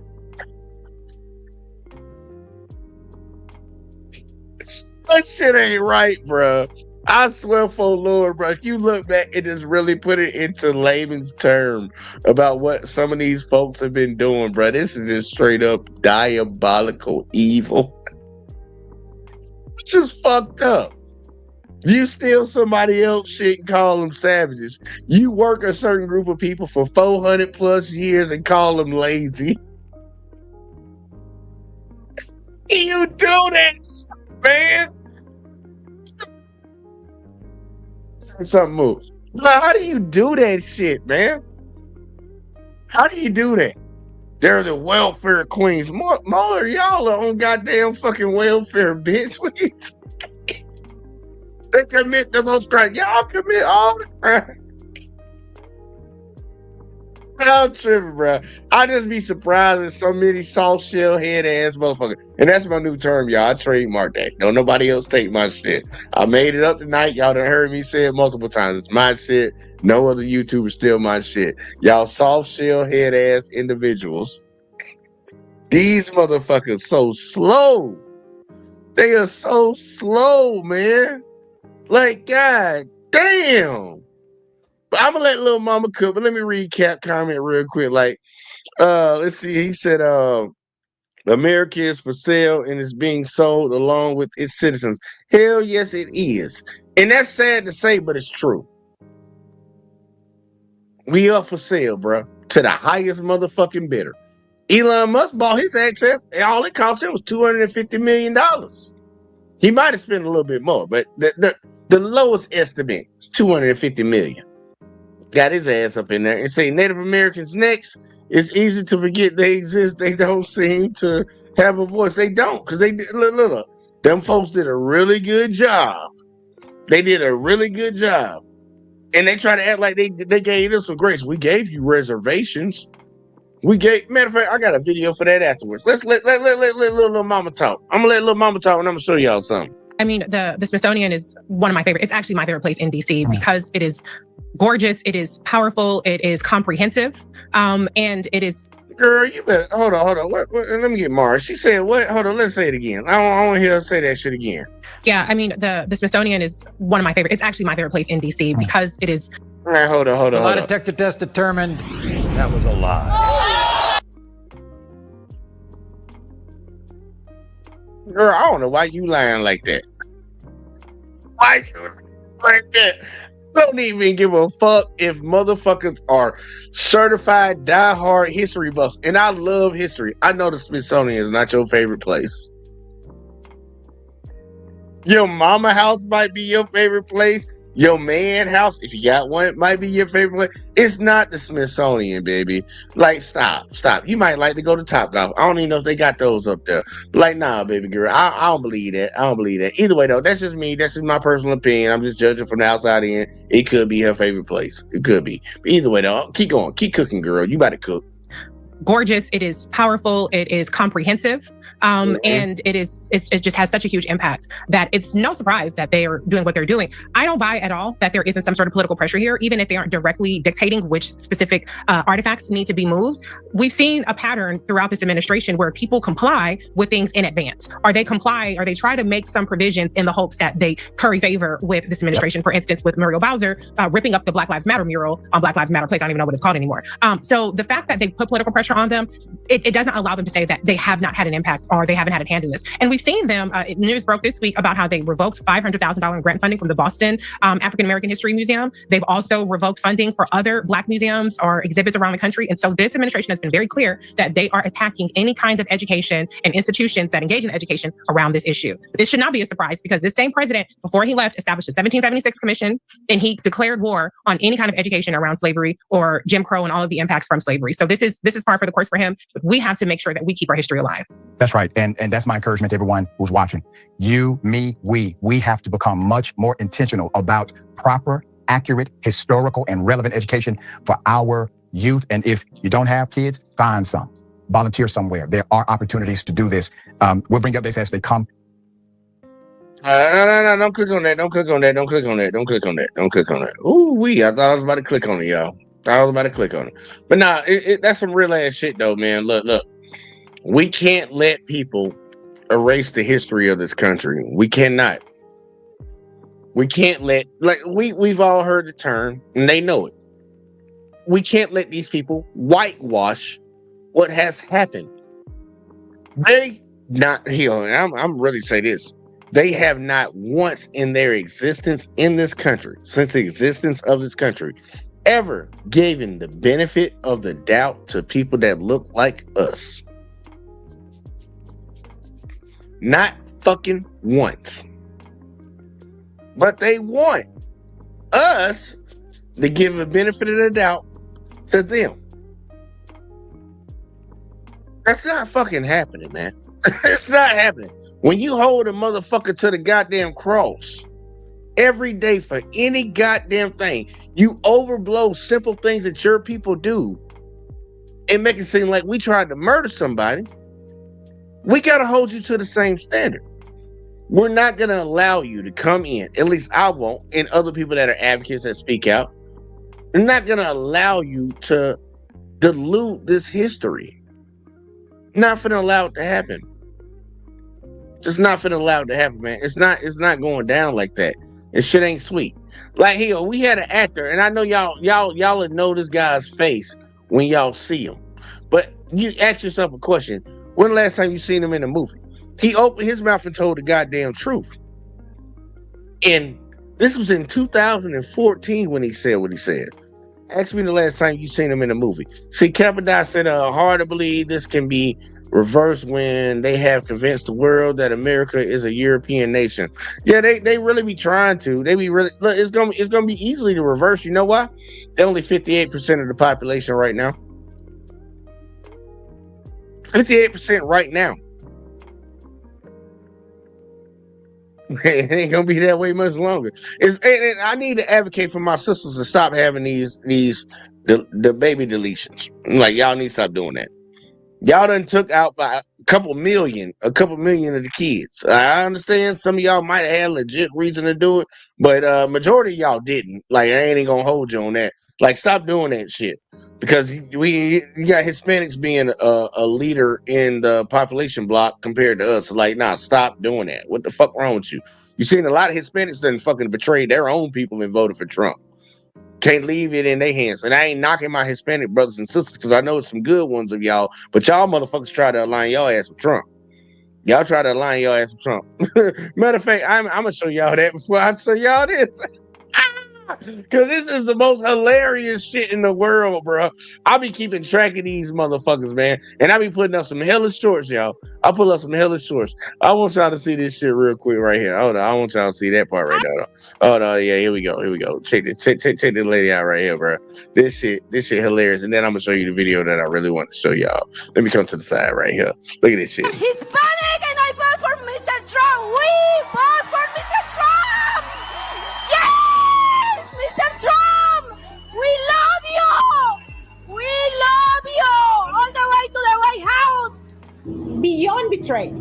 They used us. They actually, during the campaign, and I don't want to make this political, but during the campaign, the elected officials from the Republican Party, they actually told us that he was not going to touch the documented people. I'm his. Super dummy, right? Soft shell head ass motherfucker.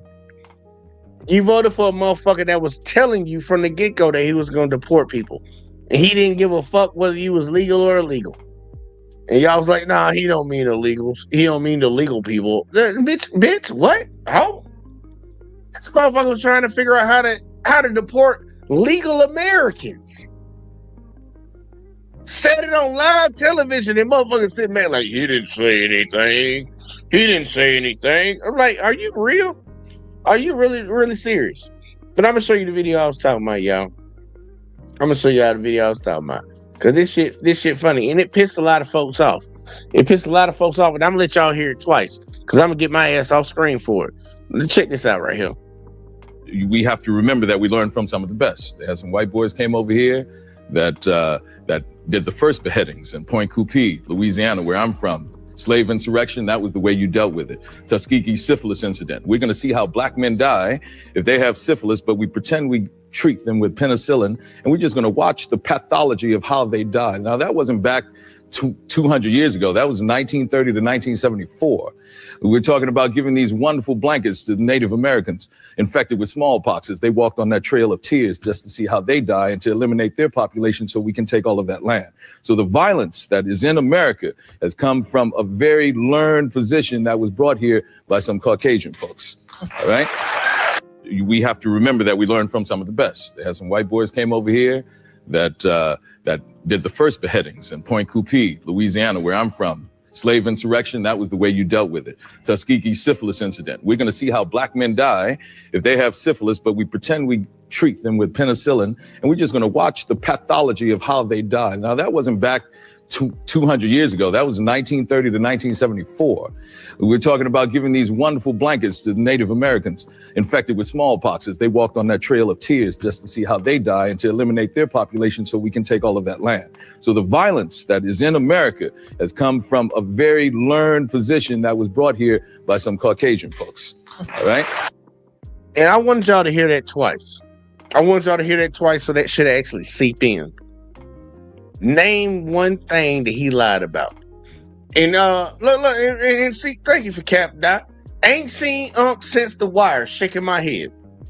After he opened his mouth and told the goddamn truth on that shit, and he got applause because people knew he was telling the truth, they didn't hire his ass again for another job. Ain't seen that man. Tell the truth and lose your job. That's where we are in America right now. That's where we've been at for a long time. Folks don't want to hear that they're wrong. They don't want to hear it. They don't. They do not, y'all. And trying to change these things and trying to make things better, it's an issue. And for all the folks that think that black folks just came out of nowhere with this shit been going on for a long time. Let me show you. Let me show you. Not. Hold up now.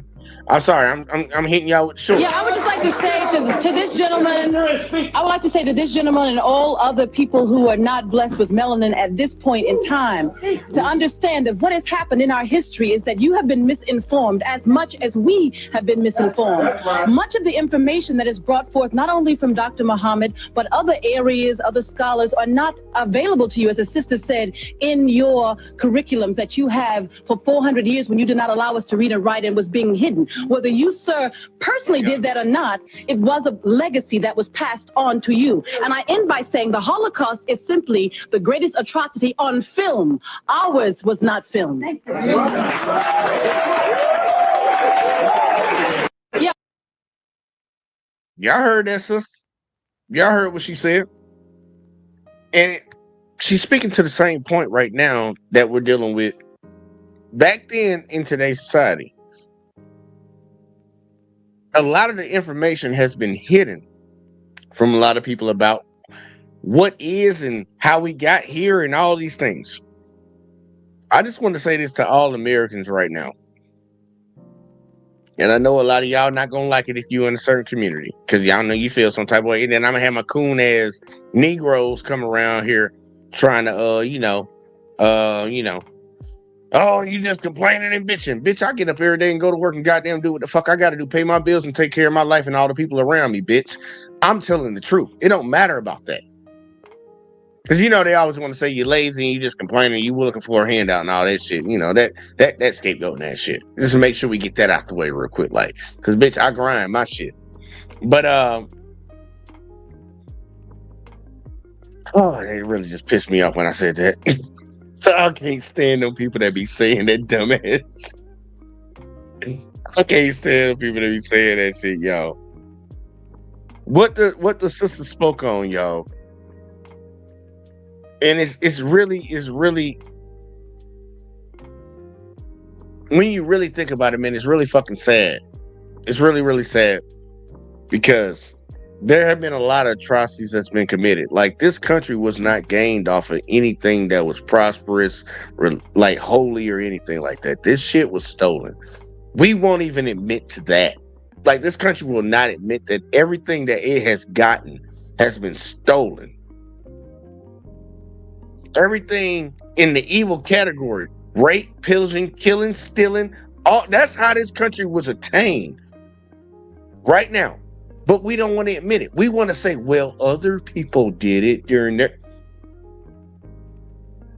Name another another group of people that stole a whole fucking almost, you know, they stole 3/4 of a continent, well, 1/3 of a continent. Name somebody else that did that. And the only person I think you could possibly go to is Genghis Khan. Possibly. These motherfuckers justify the evil that's been done. They came over here and murked a whole group of people up out of this motherfucker, then brought a whole nother group of other people who some of them were already here. Because like I don't know why they keep trying to deny that in history. Like black folks were here in America before they brought the first slaves. We had already been over here. So let's knock that narrative. But brought some of our ancestors from goddamn Africa over here on ships after they murked the Native Americans and use us to help murk the Native Americans and move them motherfuckers out. Clear that shit out. Then wage war against their own folks. Had us helping that shit. Then after that, enslaved our ass. Well, we were already enslaved, but kept us enslaved for another couple hundred fucking years. Then fought against each other. Bro, it ain't nothing but wickedness, man. Wickedness going on. Sick, evil ass bullshit nonstop. And motherfuckers want to sit here and talk about other groups of people, man. How can you do that? When you got that much goddamn stains, you got that much blood on your hands, and you talking about other people? There definitely has to be a mental illness going on. And I'm trying to be nice by saying that. I'm trying my best to be nice by saying that. And I'm not the only one that done spoke out on it. Black folks ain't the only ones that done spoke out on it. White folks done spoke out on it. We just listened to Tim Wise for a second. He spoke out on it. He spoke out on this shit, man. Because it's obvious as day. The only problem is we have so many people that want to fucking deny it. And it's not a crutch. It's not black folks sitting around saying, oh, woe is me and all this shit. No, bitch, we've been here. We've been grinding. We've been grinding the whole time we've been here. We calling out your bullshit along the way, but it ain't like we just sat down and gave up. We ain't never did that. We've been working. And honestly, we've been working harder than y'all. They're working harder than y'all. See, Clint Cap said black folks need to tap back and with our roots. Information is and always has been commodity. Go as far back as you want. That ass serious, man. Oh, dude, I even talk about the original folks, man. Well, look, I'm gonna do a live stream, and I should do it this weekend, y'all. I really should do a weekend. Just go through all the videos that I want to cover and all the different talking points. Just do a long ass live stream. Like this one's going way longer than what I plan on doing, anyways. But I should do one with it. Like we might hit an 8-hour live stream just going through shit. Because I got a lot of shit I want to talk about. But yeah, we need to go back. Because the history that black folks, and that's why they constantly keep trying to erase it, the history that black folks have, and I understand for y'all other communities, y'all might not understand this, but for you to be a group of people that have been enslaved in this country, and the only history that they want you to know is that you've been a slave in this country, not knowing that you come from this great lineage. Like the way they talk about Africa, they try to downplay Africa. Africa is the cradle of civilization. Everything comes from there. Knowledge, language, culture, everything derived from that and made everything else. But they try to take that away and try to make it seem like everything came out of Rome or some shit. Somewhere out of Europe. Bitch, no, it didn't. No, it didn't. I didn't. But either way, though, let me stop ranting because I'm contemplating, y'all. I got a couple days, man. I'm off on Monday, so I looked at my wrist and I got time. But I'm gonna try to give y'all. I'm gonna give y'all a funny one on the way out. I'm gonna give y'all a funny one. Matter of fact, yeah, I think this is funny. I don't know why this one ain't hit 1 million yet. I had a few of them hit a couple million, but this one ain't hit 1 million yet. But this shit is fucking hilarious. So I'm gonna leave y'all with this one, and we're gonna get the fuck out of here after this shit. Picture having a safety briefing and trying to sneak out early. That's all I'm gonna tell y'all, man. That's all I'm gonna tell y'all. Check it out, enjoy it. God damn it! Why the volume? Oh, the volume all the way down. Here you go. We're gonna do it again. O meu futuro é uma página em branco. E o meu presente é o mais importante. All right, y'all. Look, man, hit that like, hit that subscribe. Y'all saw it, not playing it twice. YouTube gonna get mad at me for even playing that shit. But yeah, hit the like, hit the subscribe, share the videos, turn the notifications on. Make sure y'all click all fucking out. And if y'all want to become channel member, man, become channel member because I'm gonna start releasing a lot of my shit early. If y'all want to catch it first, channel member. I got the cheapest shit, man. I ain't one of them motherfuckers trying to hunt for money. It's $1.99 a month. Sub up on that shit, bitch. We monetize again now. We got to get it popping. But look, man, I appreciate everybody that tuned in tonight, man. Whether you watch on Let's Talk with JBJ on YouTube or on Facebook or the JBJ Network, man. I appreciate y'all. Keep fucking with your boy. We're gonna be back here again tomorrow. I gotta find out who won the game because I don't know who won the game tonight. I really don't know who won. And I definitely gotta find that shit out. Like, cause I hope it wasn't the team that I did want to win. But I appreciate y'all, man. And what more can I say, man? I'm gonna catch y'all in the next one, and yeah, I'm gonna catch y'all in the next one. As always, man. Peace. Don't tell me about me. Stop telling me about me. Stop telling me about me. Stop telling me about me. Stop telling me about me. I don't need you to tell me about me.